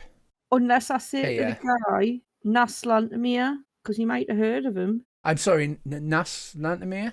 Naslantimir, and I'll draw in the snow a figure of a man, Naslantimir, and then a figure like a shape of a boat, and point to from the man to the boat. Oh, you mean our survivor? Yes. He managed to drag himself off out of a shipwreck. On the northwest arm. Sadly froze to death not far from shore, but the body's still there if you wanted to have a look. Yes, I'll nod yes. furiously. Yes. Gee God. No, I guess you have an itinerary. He claps his little icy hands together. Tinkle, tinkle, tinkle. Do you get the feeling that he's distracting her from getting the oral? Because I do. I think he's just. Would I do really anything like bored. that, Tracy? Mm-hmm. So what are you doing now then? Is your owl in or out? It's in because it's a little bit cold for it, I think. It's a little bit cold for everything, and you. Yeah, and I love me owl, so yeah. Right, so he says, please follow this way, and he leads you up the beach. Should draw some. You move up the beach through the dense fog. Looming out of the dense fog is a large mountain. Can we hear the sounds of any wildlife and like big animals? out No, there? it's absolutely silent other than the tinkling of ice. Right, so as you approach, the land is sloping further up and heads up towards a gigantic mountain. I don't suppose we can see any tracks or anything anyway. No, it's all pristine ice and snow. Rising before you is a 600-foot tall mountain of glacial ice. Its peak carved to resemble a gigantic skull wearing a crown. Weaving up the mountain's southern slope are enormous stairs hewn from the ice. These steps, which extend from the base of the mountain to the base of the fortress, were clearly made for giants. Oh, that doesn't look foreboding at all. Castle Grayskull 2.0. He says, Oh, God, Elvis. the ship's on the other side. We'll just nip around these mountains. It'll not take long. The island doesn't seem to be that big. It is just frozen. It's like the island of the Lich King, isn't it? He says, so please follow me round the mountain. And as he does, he says, look what we're passing there. What a coincidence. And you see, about 400 feet away, looming out of the dense fog and snow, you see a grand assembly of ice sculptures across a snowy field at the foot of the mountain in the centre of the island. It looks like there be several types of animal. Are we heading straight towards these? You're kind of heading this direction, but to get around the foot of the mountain, you're going to have to pass within 200 feet of them. I've got a Yeah. horrible feeling that he's going to try and make us join these sculptures. On our left, you'll see the fantastic sculpture garden. created by Our Lady Auril, maiden of ice, if you want to examine them closer. No, you're fine. I'm fine where I am. Very well. It's quite a walk, however, so you I've just you got pass to within lean 200 on. feet of them, Yeah. and you can see that several of them are animal types. Think, And near the centre is a larger one. It looks like it may be some kind of dragon and What? some I'll go other and have a look. creature. I'm going to go and have a look at the dragon. Oh, I'll just Right, so that's as it, you I'm walk walking off. into the... I'm going to try and drag him back. Don't. Okay, can I have a wrestling roll, please, Jesse? Yeah, certainly. Jesus Christ. Right, so Lantesh grabs you round the robe, but you're so excited that you drag her along, like she's digging her feet into the snow as you march into these statues. As you get closer, it reveals that the sculptures are completely faithful to their subjects: bears, elk, saber-toothed tigers, wolves, yeti, some kind of giant snake-like creature, but with giant big eyes, a white dragon in the centre, and other creatures of the north. No mortal hand could create such wondrous works. They're gorgeous. She's proper skilled. Please get out of there. I'll go back to the group. God. As you pass in a bear, Earl, you look, and every individual hair is modelled in ice. I'll say to That's Samuel, fantastic. I'll say to you, be careful. I think Aisha's got a point. Please don't wander off because I'd hate to lose you. All right, I'm coming back. Oh, can we look at this on the way out, though? Sopho says, well, just break yourself off a souvenir. No, but I'll not tell anybody. It'll be fine. No, you're all right. Oh, well, let's continue with our journey. I'm But terrified. wouldn't that really upset Auril if you started breaking our sculptures? That must have took a god's age to do. Dum-dum-cha. Oh, very, very droll, sir. But, well, he still can't understand you, so he's still translating through Tracy. So heading further round the mountain, you come and find some less creepy shit, shall we say? Oh, I hope so. Heading. You continue round, you're not doing anything else? Keeping an eye on our guide. Right, and you pass again on the left another one of the gardens. And I think this one has the same script that it does. Once more, several beasts of the north, created in exquisite detail. Ooh, what is it? Again, it seems to be a random bunch of intricately created creatures. I'll turn around and go, my hinky alarm is going off, boys and girls. Right, we'll continue on. Are you sure you don't want to grab yourself a souvenir? Because they'll never believe you back in Baldur's Gate. Right, so he leads you on. He goes, well, we've got something else that might tickle your fancy just somewhat. As you head to the north, he says, this is a very special place. We need to go past this here, so if you just take out your left, there's a 10-foot wall of ice broken down in a few places, leaving gaps through which you can see what appears to be a huge garden of ice sculptures. These are the very special ones. Why am I getting visions of Narnia with a snow queen? I don't know where that is. So he says, would you care to have a look? Not many people get to see this on this side of the veil. There seems to be more humanoids in this one, but you're still passing within around 200 feet.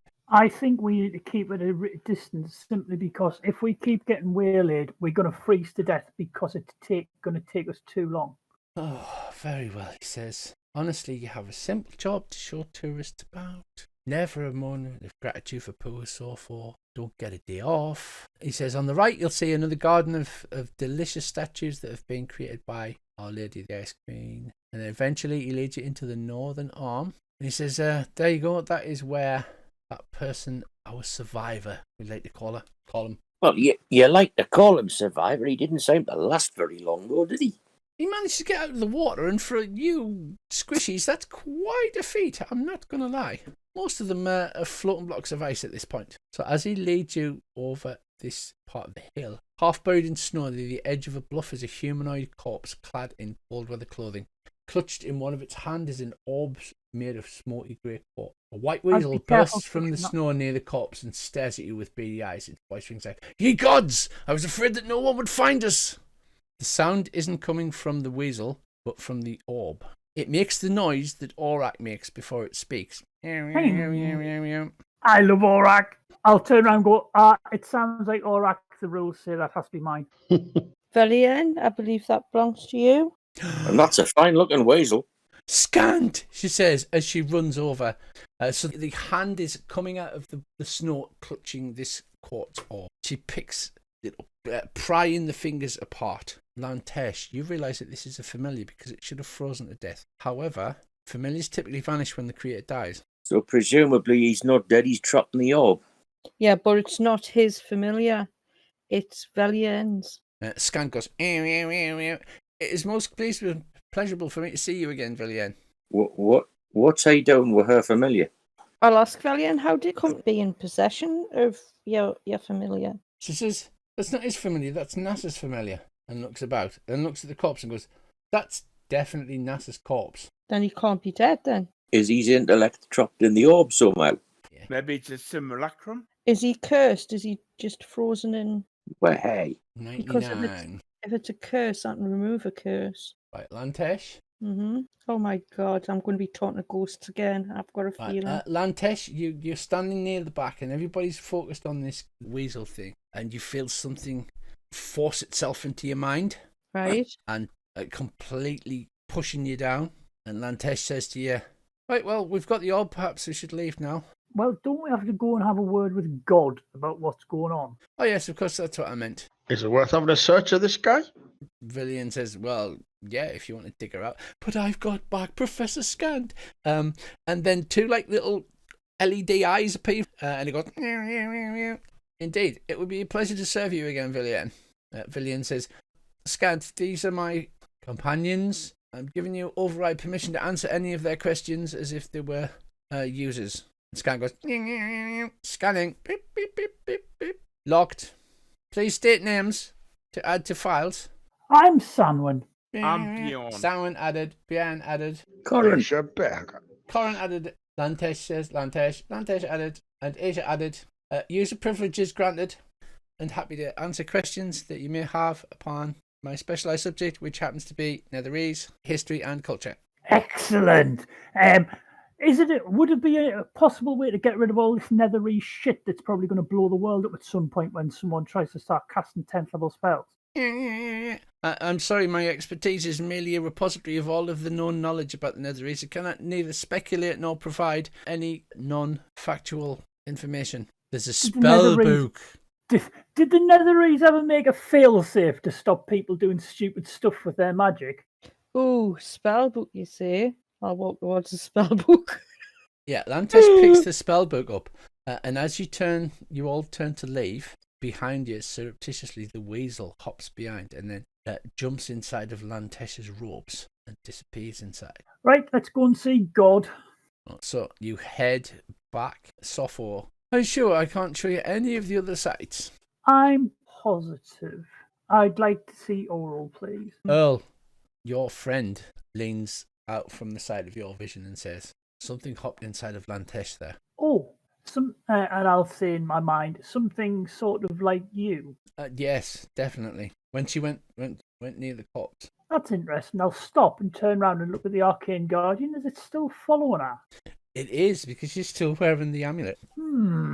I'll send a message to Asia and say, don't look, but Lantesh is possessed. I'll then send a message to everyone else in the group apart from Lantesh, telling them, by the way, Lantesh is possessed.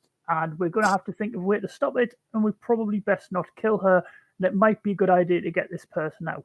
In fact, I'll turn round to the sphere and can I cast a message spell to the sphere? No, he can't receive messages. Do not believe. Can I ask him? He's basically Aurak, but for magic. I love Aurak. I'll turn around to Velian and say, "Can I borrow your friend for a moment?" I'll give her a big, cheesy grin. At you, says, "Why?" I need to ask him a secret question about my lineage that I'm not willing to share with anyone else. Okay, you only have user privileges, so I know I'm not going to run away with the little man. She hands over the professor, who has a little scan, has two little purpley dots where he's supposed to be. I'll wander off like 20 or 30 Sanwin, feet. how can it be of service? You get the feeling he's like a digit. The voice kind of sounds like an early Amiga digitizer, so it's not quite right. Of an English professor. I'll turn round to our friend and say, is there any record of the Netherese being able to assume a spirit form or possess someone?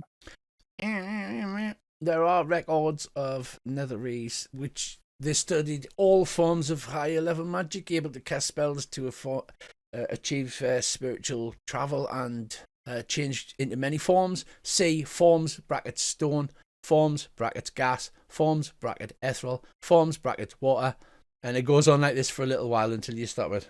Okay. Do you have any information on? Oh no, it's all right. I'm asking the wrong person. I'll turn around to the bloke inside and go, "How do you get rid of someone who's you don't want driving?" I don't know. Just because I'm livingly challenged. Normally a force of will can push me out. I had quite a job getting into that kobold, but obviously not so much trouble getting into you. You seem very... Oh, I'm Weltman. That's my issue. I just like people and, spirits and stuff. I'm all right. I'll message Villian and go, have you got any experience in getting people unpossessed without, a stupidly high-level cleric about? Oh, she said, I can control undead. That could be quite fun. Did you tell Villian that Lantesh has a spirit all up inside her? Yeah. You better get ready because I'm going to start sending loads of message spells out while I'm standing there with the back to the group she talking says, about the boring ways to get a cleric to cast them out, but... we have one of those. Would he be able to do it? Do you know? I'll ask him. If you let me cast control of undead upon Lantesh, I can make it dance like a puppet. Remember the big friend she has? It will be able to control that. So we need to get it out quickly before the big friend releases the but giant... But if I control it, then I would control the big friend. Then, please get it out. Oh, I can't get it out. I can control it, I think. It would be an interesting study. If you can control it, you can surely force it to possess something else. I'm not sure. I haven't tried. It sounds like a lot of fun. Can you maybe not have as much fun with our little friend? Because I've got a bad feeling that our little friend's about to catch on to what's going on, and then the lightning's going to start flying. Tracy, you have lost control of your body. Archetypical, locked in the little room. You can see through your eyes, and you're screaming for people to hear you, but you can't get out. Villian says, well, if you insist on spoiling me fun, the best way is to get a cleric to turn the spirit out. It'll force it out of the body. They can jump into another body, but at least it'll be out in the open. Can we hurt it when it's out in the open? Oh, yes, she says. Torture them even. I bet you take I'm up for that. Tracy, I'd say, give me some kind of crazy ass. Let's see, what should we have? I'm going to say an intelligence. We'll all send a Benny to help her. She could have had inspiration. Rolled off a 20! Oh, rolled off a 20. So you're screaming, you're beating your hands against the inside of this wall that's inside your head. Oh, but nothing's coming out. Calling out to your brother, but apparently you can't hear you from in here. All right. Okay. I'll turn around to Acer and say, right, when I cough, I'll make sure everyone knows when I cough, it's time to get ready. And then when I cough a second time, cast this thing out and get ready because we'll get ready to spread out because we might have to deal with her big friend for a while. Plus, it's not like she's weak in the old spell department. So be ready. I've got nothing to cast out. You can cast Turn Undead. Right, just before this, I'm going to wander around and I'm going to go up and stand close to Lantesh. Do I notice that these lot are acting really weird? I'm talking to an orb. No, you're using message, so they're just walking back towards the giant skull castle. I'll try screaming at Aisha for him to hear us. Aisha, help us! So, I'll go. Lantesh, what's your? This is out of character. What is your class go off? Is it wisdom or int? Int. Okay, that's good.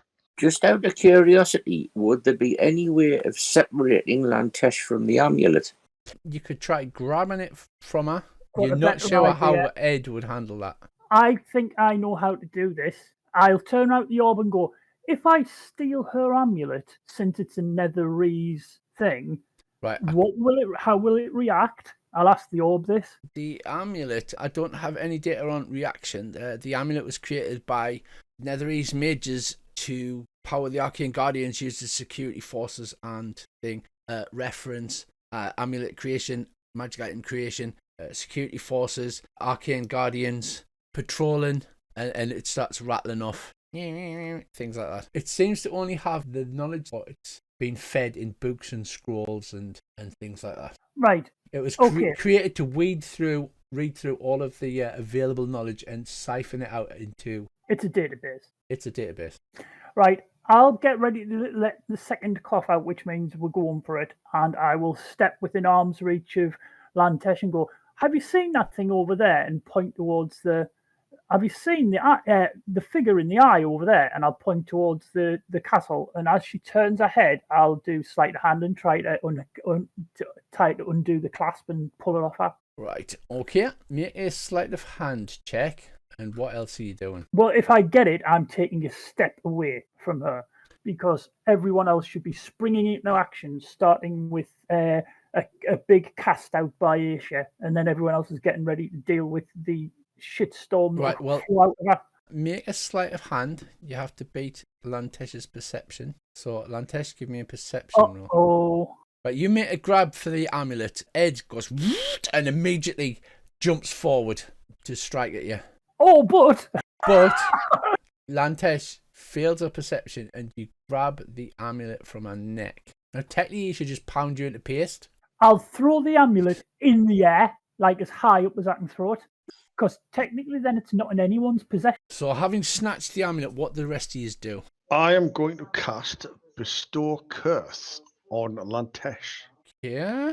It says, the target must succeed on a wisdom saving throw or become cursed for the duration of the spell. When you cast a spell, choose the nature of one of the curses from the following. And the one I'm going to choose is, while cursed, the target must make a wisdom saving throw at the start of each turn. If it fails, it wastes its action that turn doing nothing. Okay, so what's your spell DC? It's 14, so you're not rolling against Tracy, you're rolling against Naslantamir's ghost. Yeah. It fails, so it stands there doing nothing. Lantesh stands there doing nothing. Right. Now what? Then I guess I'll have to try and kick it out of my body. Okay, I use it. Yeah, well, The power of Christ compels thee. Pretty much. Good. No, you've got to do that thing where you like smack her with the hands and the spirit flies out the other side.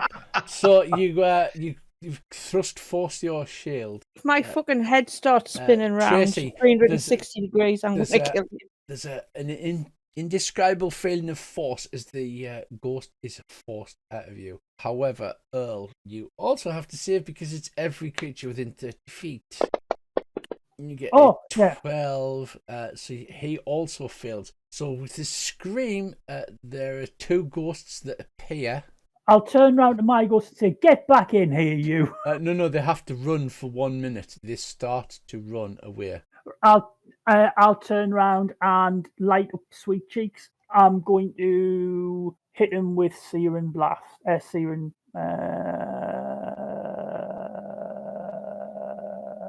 Words out. Scorching Ray.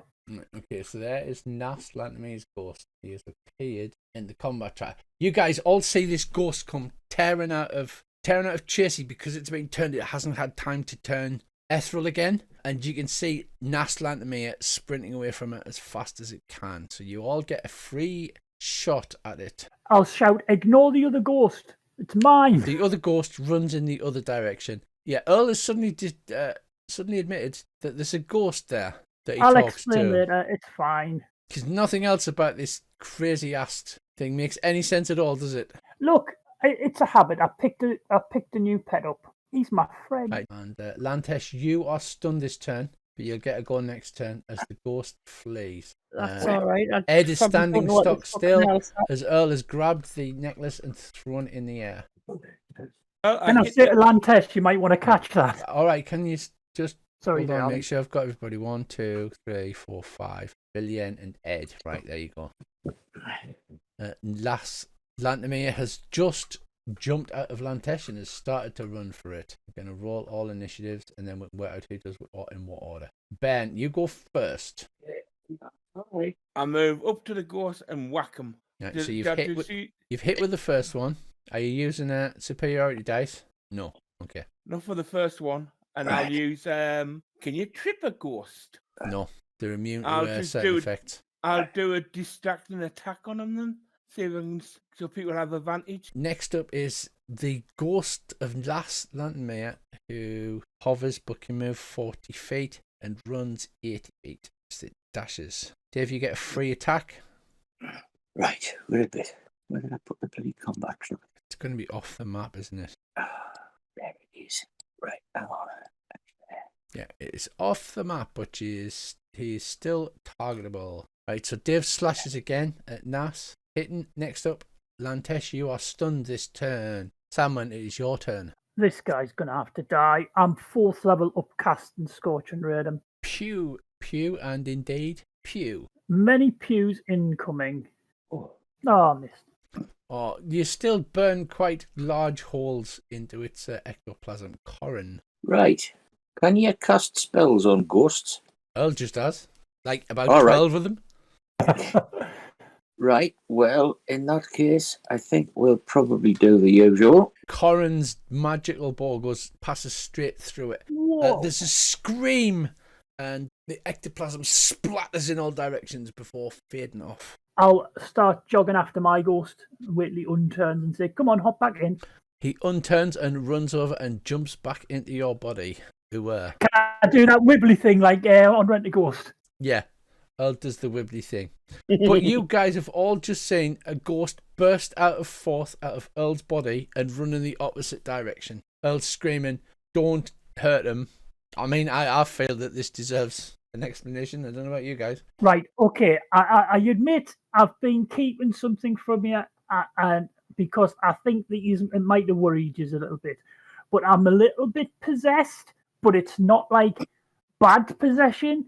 And then I'll change my accent and go, the fauna is absolutely remarkable, and it's the only way I can get to see these things. And I do help with little clues like how to read the ink on the map and such like. I am a very big supporter of you chaps. I used to be in a kobold, but it was a bit limited. And who are you exactly? Janth.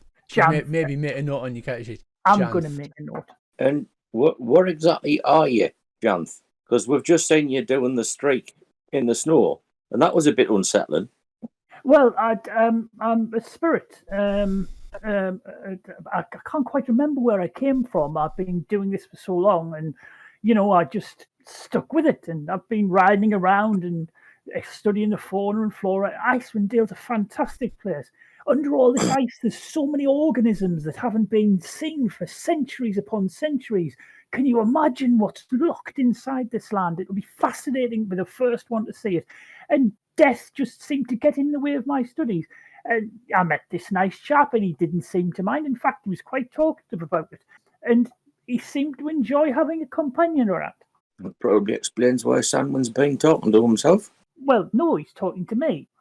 When he talks to himself, he talks in that language that I have trouble understanding with lots of in it. Right, well, that explains that. I'm in here, but I'm not in control. And I wouldn't want to be. I'm not surprised. We have a cooperative agreement on body sharing times. But most of the time, he seems fascinated by the same things I am. It's a wonderful relationship. He's a very good friend of mine. And I do care deeply for all of you. Oh, look! At which point Sandman walks out and starts looking at what would probably have been a piece of grass, but it's frozen under a meter of ice. Oh, okay. I'll go back to my own voice. I'll say, Lantesh, sorry about the necklace. I really didn't want us to have to deal with your big mate over there. And it's that friend of mine who you can thank for the warning that she'd been possessed, because he spotted them jump in. I'm still a bit shook up. I'm sitting down, trying to gather my thoughts. And oh, don't worry about it. Get used to it. I just don't think he was a very nice man. Yeah, that's a point. Where's his familiar gone? The familiar, Tracy, has dissipated as if it returned to the Feywild upon the death of its owner. All right. Okay. Oh, well, that's it. I'll turn around to Corin and go, well, that's the light snack off the menu. Blast. So where was Naslantimer's ghost actually hiding? I'll inwardly ask myself if I noticed where it came from. Was it in the corpse? In the corpse, yes. It It was disturbed when they took Professor Scant. who I now have to Right. try and do the Aurak noise every time he talks. I will go and search that corpsicle just in case he's got anything decent on him. He has a spell book, which is in the party sheet. Nas Lantamir's spell book. Nothing else? No money, no jewellery? No, sadly. Apparently the ship he came upon, you can see the shipwreck off the coast. Apparently the ship wrecked and all of his belongings were lost in his chest at the bottom. You can go down and have a look for the stuff in the ship if you want. Does anybody mind if I oink Naslantamir's spellbook? Oink away, but just make sure there's nothing like, over 9th level in there. By the way, Rich, I've put something in Discord to help you because I'm a lovely player who cares for his DM deeply. Awesome. Hey, I wasn't that far off, though. 30 seconds. No, you were spot on. Oh, trust me, I'm a massive Blake 7 nerd, so Yeah, you I were know. very close. That's why I decided to make him have the Aurak noise. Oh. Okay, that Sounds like a wasp on acid. That small detail shook you up quite badly, Lantesh, being trapped inside your own mind like that. But you retrieve Ed's necklace, and he then follows behind you once more. Ho, some nice finds in here. There's a couple of duplicates, but there's some really nice finds in here. Tracy's playing Pokemon with spellbooks. I think I'm the only one that can scribe stuff out of a spellbook. I believe you are. So, this small inconvenience out of the way, what do you do now? Do you want to dive into the water, Brissy? Bearing in mind it's minus 80 on the island. No, you're all right. Okay, so you've retraced your steps. You follow Sofo back to the thing. He says, "Oh, you don't want to see the special garden? I mean, you have retrieved the survivors' equipment." No, you're quite all right. Very good, sir. Well, I guess it's off to the abode of Frost Maiden. Off to see God and ask God why she needs a starship.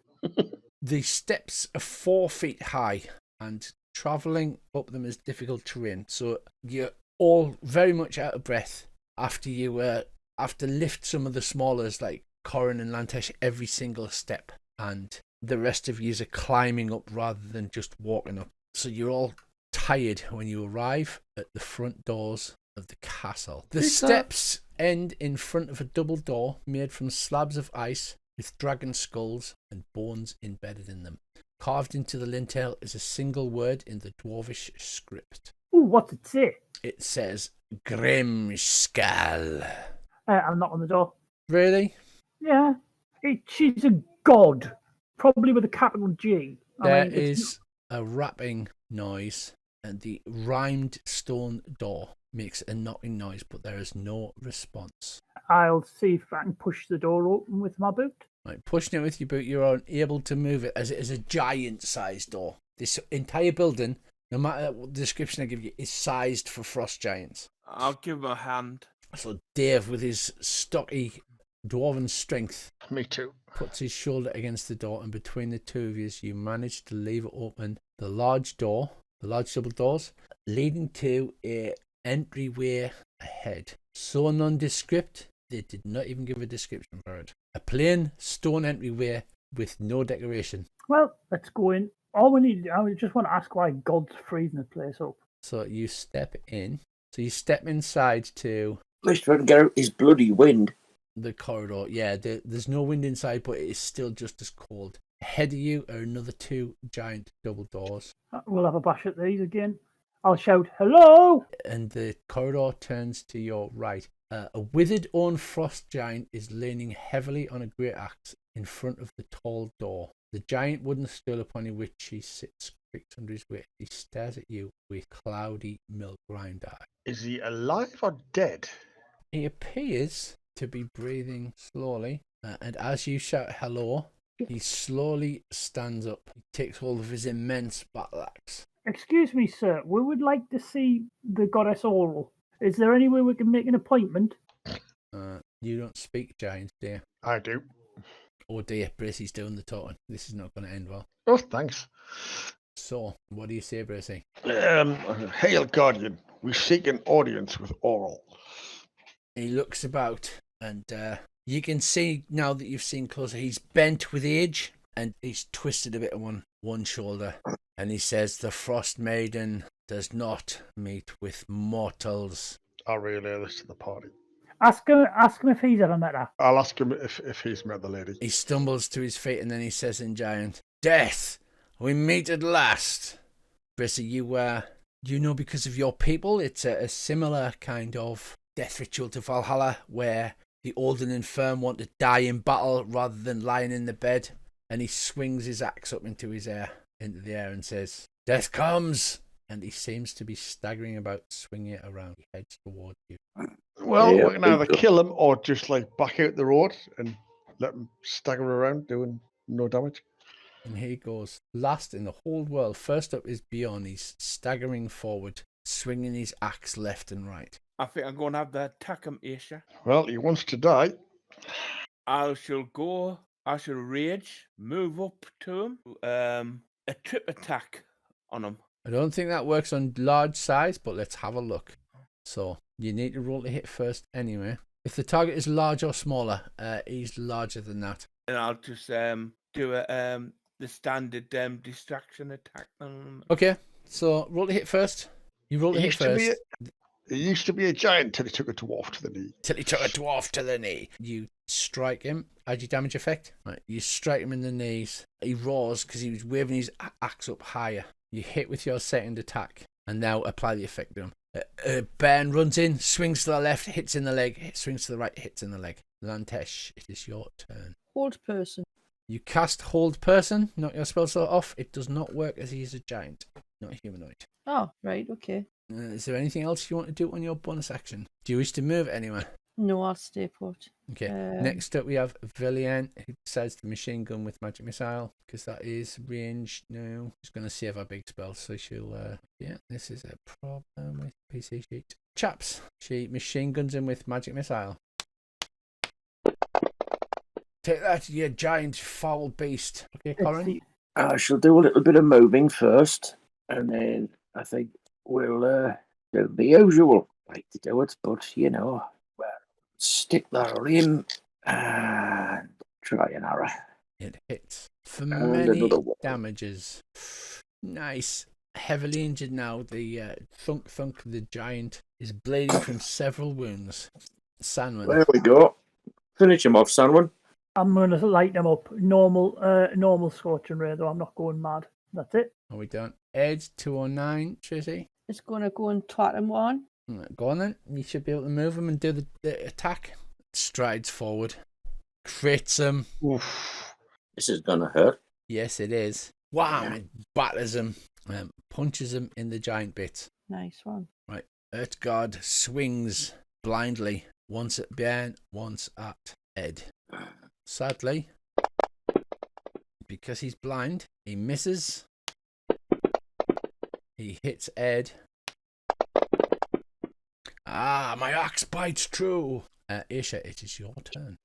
If I could actually see anything else on the map, I'd attack him. I can see the steps, but I can't see anything in front of us. Perhaps because you do not have a light on. Oh, where's my candle gone? Because it was on. I do love the way that you just insist on using a candle. Not a torch, not a lantern, not a torch, not a lantern, a candle. There's a lot to be said for candles. Get on your wit a bit, though. Can you see a little bit more? I can see Lantesh, and that's about it. Yeah, because you're only using a candle. He's ahead of you. Okay, that's You move west. Oh, that must be a wall then. Okay. God, not having dark vision is shit. You could use something more powerful than a candle. Like a torch? Oh yeah, I've got a torch built. Okay, I'll swap to a torch after this. Right, you run out of movement, but can't see him. He's to the west. You can just dimly make out him thrashing about. So you can fire at disadvantage if you like. Yeah, what you're going to do. I'll fire Toll the Dead. Okay, Toll that dead. He succeeds and takes no damage. New round. Ben, we are back to you. I think I'll just go hitty and do an action surge as well. All right. A flurry of axe blows. Miss. Another miss. Bounces off his armor. Action surge. Action surge. Yeah. And you're taking another attack action, so you get another 2 swings. Wow. 2, 2, 1, 7. Finally a hit. Hurrah. Must have been channeling Chasselie in there. 11 damage. He looks to be on his last legs. He shouts in giant, "Ancestors, I come to see you." Lantesh. I'm going to cast Firebolt Very well. because I know we've got a god to deal with and I'm not going to expend most of my magic. Hopefully, we can just have a chat with her and it'll be fine. Miss, that's it. So, you miss. Yeah. Mhm. And Corin has... You are up next, Corin. Right. I shall move over next to Lantesh. Try the usual, I think. I was going to say, I nearly thought that was going to roll off it. Gee. That's a shed ton of dice. Yeah. Got No. to.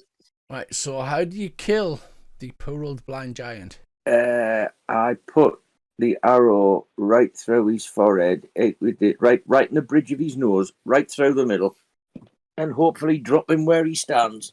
He does. He looks happy to be released from his torment as he falls first to his knees and then flat dead. Don't break the the arrow. Snap. Snap. Excellent shot. Look at that one. Pick the bones out of that. Right, the giant dead. What do you do? Can me Ed heal himself? Ed will heal himself automatically. Oh, will he? All right. Yeah. When you We go do next, the honourable go thing. next Research him. round. I'll have a look at. Is there anything in this cubby, or is it just where the guard stands? It's two giant doors, but as you step forward, you see the corridor turns north, and there's giant doors which are closed ahead. Giant doors heading to the right. I'll do the ones to the left first because I don't like leaving stuff behind us. Makes sense. You push them open with the help of the rest of the party. Inside, a long rectangular room is strewn with pieces of rotting wood and rusted metal. The remnants of giant weapons and weapon racks. A rusted out giant-sized helmet lies near the back wall. I'll go to examine the helmet, but I'll be very wary because that's a good place to hide. Okay. You creep forward. The place doesn't look like it's been visited in some time. There are at least footprints leading up from where you are to the second set of doors, but there are no footprints in here. You go in cautiously, tip the helmet over, there's nothing underneath. Right, head back out and head to the other door. Right, okay, what about the rest of you? Following on. Following. Yeah. Follow. What have you set Ed on, Tracy? How far behind you does he stay? Within 60 foot. You have to specify a distance in feet. That he'll just follow you. 30 feet. Okay, 30 feet is. He's back here. Right, so you come up the corridor. Are you lighting a torch, Brucey? Yep. So lighting a torch. I can see shit now. Yeah, funny that, eh? You see double doors which have got footsteps to them, and another set Human of double sized or doors giant sized? to the north. Giant sized. Alright, okay. And another set of double doors again further up. Right, let's push this one open. Pushing the door open, you see a comfy room. It looks like it may be where the old giant slept. There's some bedding in a corner and a door in the back wall. I'll head over and have a quick listen at that door. Do you listen at the door? Does anybody else do anything? Yeah, I'll move up so I can cover Sanwin. I'll stick with Salmon in case he gets in trouble. Right, so You mean for when he gets in trouble? that never In happens. case. So you move forward, Brissy. Is your torch? Yeah, I'll move into the Light room as well. flickering off all the walls. Lantesh?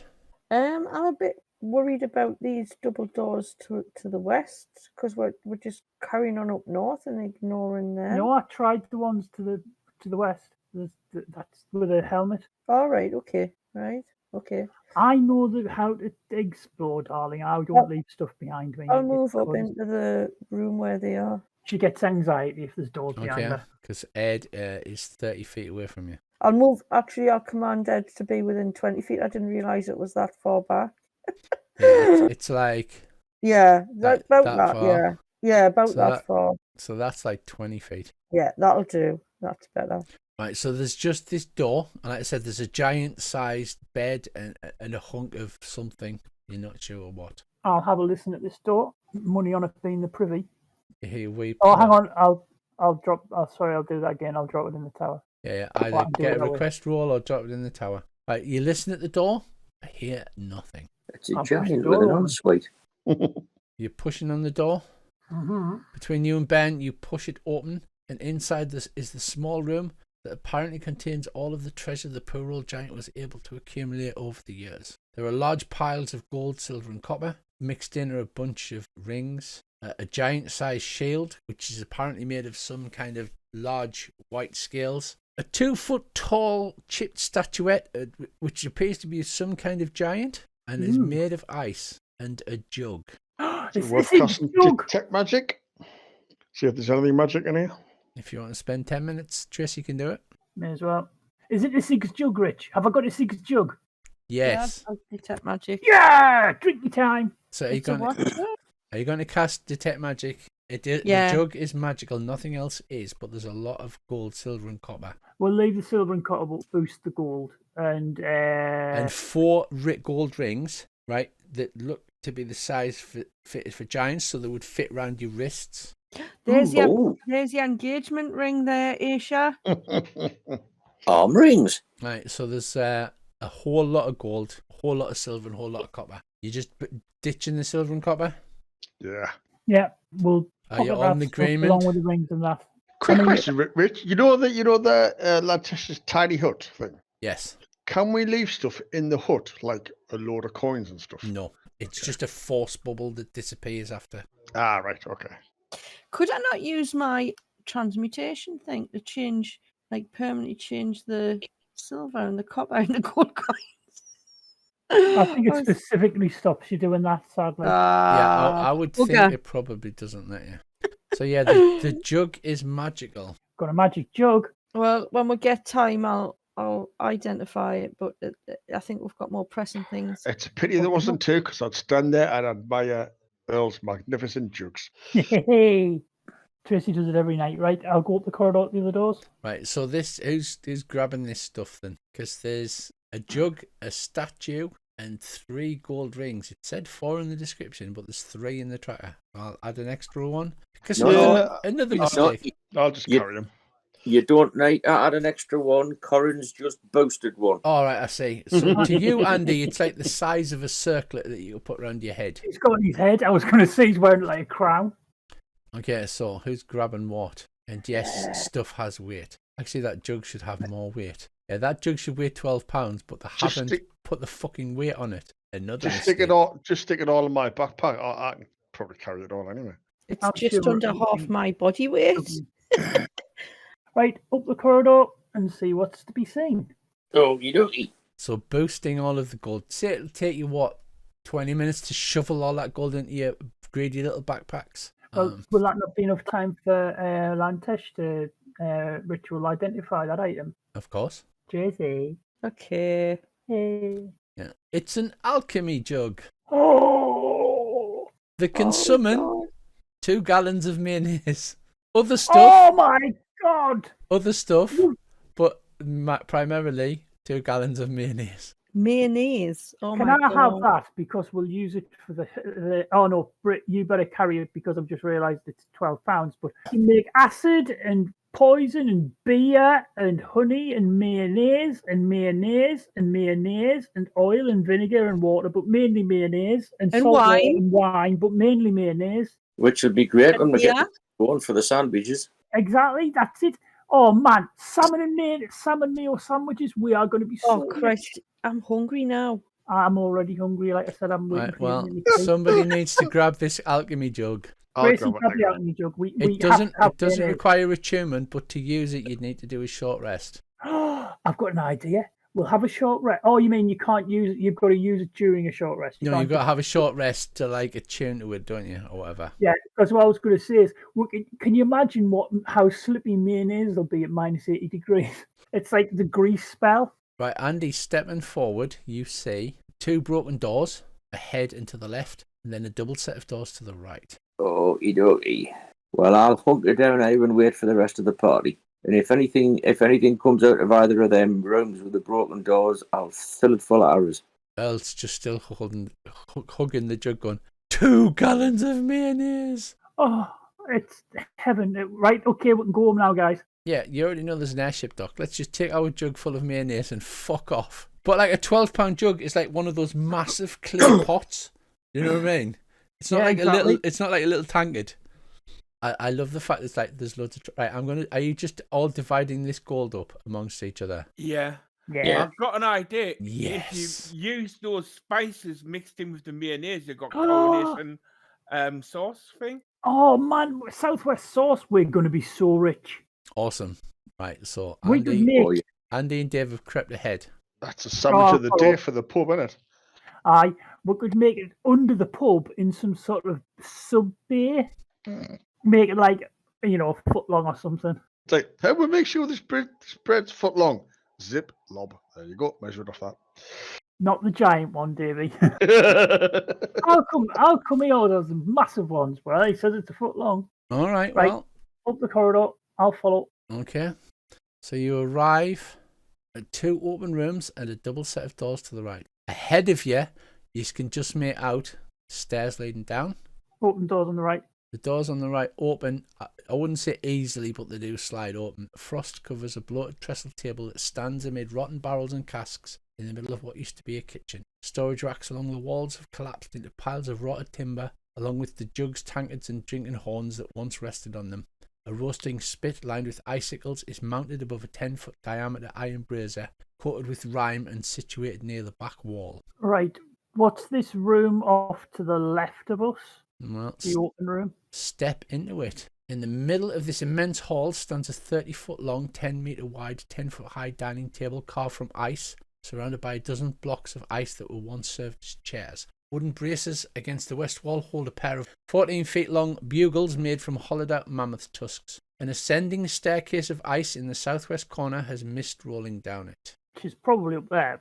So should we go down first, or? Is there any tracks or footprints in here apart from ours? That giant guard walked up and down this corridor a bit, but seems to have not travelled far from his post. Perhaps been there a few hundred years, for all you know. Right. Ed staying back. Peering into the room ahead, 6 slender gargoyle-like creatures made of ice squat on ledges 20 feet above the ground that protrude from the wall of this semicircular chamber. Near the back wall, the mist that blankets the floor flows down a staircase made of polished ice. We're going to have to fight those gargoyles to get up them stairs, aren't we? Down the stairs. Down the stairs. Yeah, probably. Yeah. See if you can put an arrow through one now and shatter it. Yeah, good point. Like, do they look like that creature that we saw outside the guide? I think they look similar, yes. I'll shout up and go, "Hey lads, which way is Auril? We're trying to make an appointment. We'll have utterly unresponsive. Probably don't. They're probably dead. I'll head towards the stairs. Oh, Which God. stairs? The downstairs or the upstairs? Oh, down first. Yeah, if we go up first, we're bound to bump into God, and follow God Samwin. killing amulet will be downstairs, or whatever doohickey is that allows us to survive messing around with the God. Is Valiant with her? Yes, Valiant's with you. All right. She's not on the. Oh yeah, I deleted from the combat. Tried to add magic missile, didn't I? Because I just she can cast magic missile. Let's not put it on the character sheet. Just twice to have got a god to face. I'd rather have her with her. Okay, well. Not that I'm terrified or anything. You head into the room. They don't move at all or respond. Oh, all right. Have a look down these stairs. The stairs of ice lead down to what appears to be a larger chamber at the edge of your vision. The stairs go down, but as you can see, there's a gentle spiral, so you can't see the bottom of them. Right. How slippy do these stairs look? They don't look that slippy, although everything's covered in quite a thick sheet of ice. I think I might put crampons on to walk down just so we don't slip. Might be a good idea. Let's go. Crampons, let's have a look. Aye. Good point. Right. I'm pretty sure she'll be upstairs, but I don't want to leave downstairs unexplored just in case there's something here we need. Like the stairs, it is smooth and gleaming. A walrus as big as an elephant is having a grand old time rolling and sliding on the ice, playing you little heed. Every time he bounds forward like a walrus does, where they squash themselves up, and then goes wee and slides across the floor, rolling on his back as he does. I'm going to start clapping like a lunatic at this. This is awesome. I'm just going to chuck all you guys on This the... place is a flipping nut, like a loony bin, isn't it? Oh, yeah. Yeah, I'll stick me fingers in me mouth and whistle. I think that's superb. Absolutely superb. Oh, didn't bring me scorecards either. Yeah, so he stops, slides to halt, and then rolls over. Oh, hello. Hi, friends. That was exquisite. You've been Absolutely fantastic. I'll give you a Give him a round golf of club. applause. Yeah. Thank you. Have you been doing this for long? Yes, it's my job to guard somewhere. I don't know. I like to just play on the ice. The druid lady said I had to stay here, and here I stay. Oh, hey, we've met one of the druid lady's other friends recently, and he's desperate for companionship. You've never thought of hanging out with a whale with a ship on its back, have you? No, but that sounds like a whole lot of fun. Oh, I mean, especially that he can take you to completely isolated ice floors where you can slip and slide for miles. He'll get a kick out of watching you do that. Yeah, come in. And as he says that, he rolls across the floor. The floor being a sheet of ice, but you have crampons on, so you should be okay. Yep, I'm definitely going into the room with the giant killer thing. I'm serious about that. I will definitely go in. He seems nice. Nobody with a voice like that can be a baddie. I ask him if he has a name. I say, my name's Aisha. My name's Okuma. I knew. Are you not related to Matata? No. I knew a guy looked like you called Matata. And it was a wonderful phrase that he gave. It's dark, and you Jesus can't see Christ. the extent of the entire room without walking around it. But Andy, you see a tunnel leading off to the north, and you guys see several doors at equidistant angles from the stairs. I ask Hakuna if it's okay if we can have a wander around in his chamber. Absolutely, everybody's allowed here. Aurils isn't around here, is she? Because You can't get through the doors anyway, not without passing the 4 tests. Oh, what are these? Oh, you have to pass the tests of the Frost Maiden, and those are through the doors. I can't go through the doors because I've got to pass the tests. No. But to pass the tests, we've got to go through the doors. To go through the door to the treasure chamber, you have to pass the tests. Do you see Auril very much? No, sadly, not very often. Is she all right? Because she's been acting a bit strange She recently. seems fine to me. When did you last see her? Oh, I don't know. I don't have any way to track the time in here. I just slide about on the ice. When did you last eat? Somebody threw some fish in, I think, a couple of days ago. How do you know it was a couple of days if you said you had no way to track time? I was just guessing. Because I don't feel hungry, but I don't feel as hungry as I used to now. I used to be hungry all the time, and I'm not so hungry now. Seems like quite a predicament. I wonder if he likes mayonnaise. Oh, But you were asking about the 4 tests. The 4 tests are cruelty, endurance, isolation, and preservation. and Well, I know which one Toscobble's doing.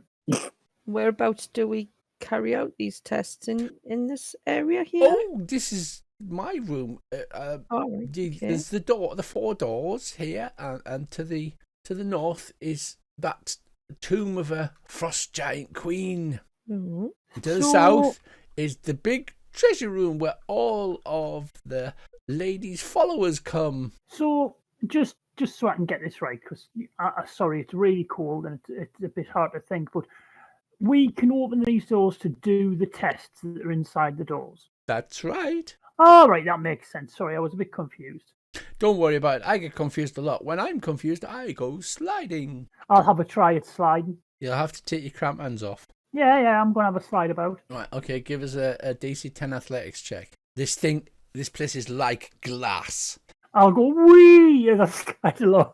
Yeah, And then I'll try turning back. you go for absolutely miles. This looks Wow! like fun. You slide all the way over here. This has got like no friction. This is also, I'll push myself off the wall and slide backwards past him. He doesn't know. Oh God, no! Yeah, Andy disappears Yay. off across the ice. This is cool. I like this. Whee! This is destination, Okuma says guys. this It's is destination. the greatest. Americans are terrible if they think this is like, needs to be. Like there's a talking walrus that we can skate around. This is awesome.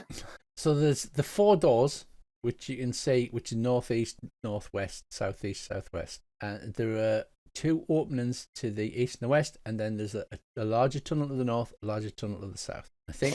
Is there any sconces? Yeah. By the way, is there any sconces on the walls? No. Or I could put torches in? No. No. Okay. And I think that's where we should leave it for the night. Yep, definitely.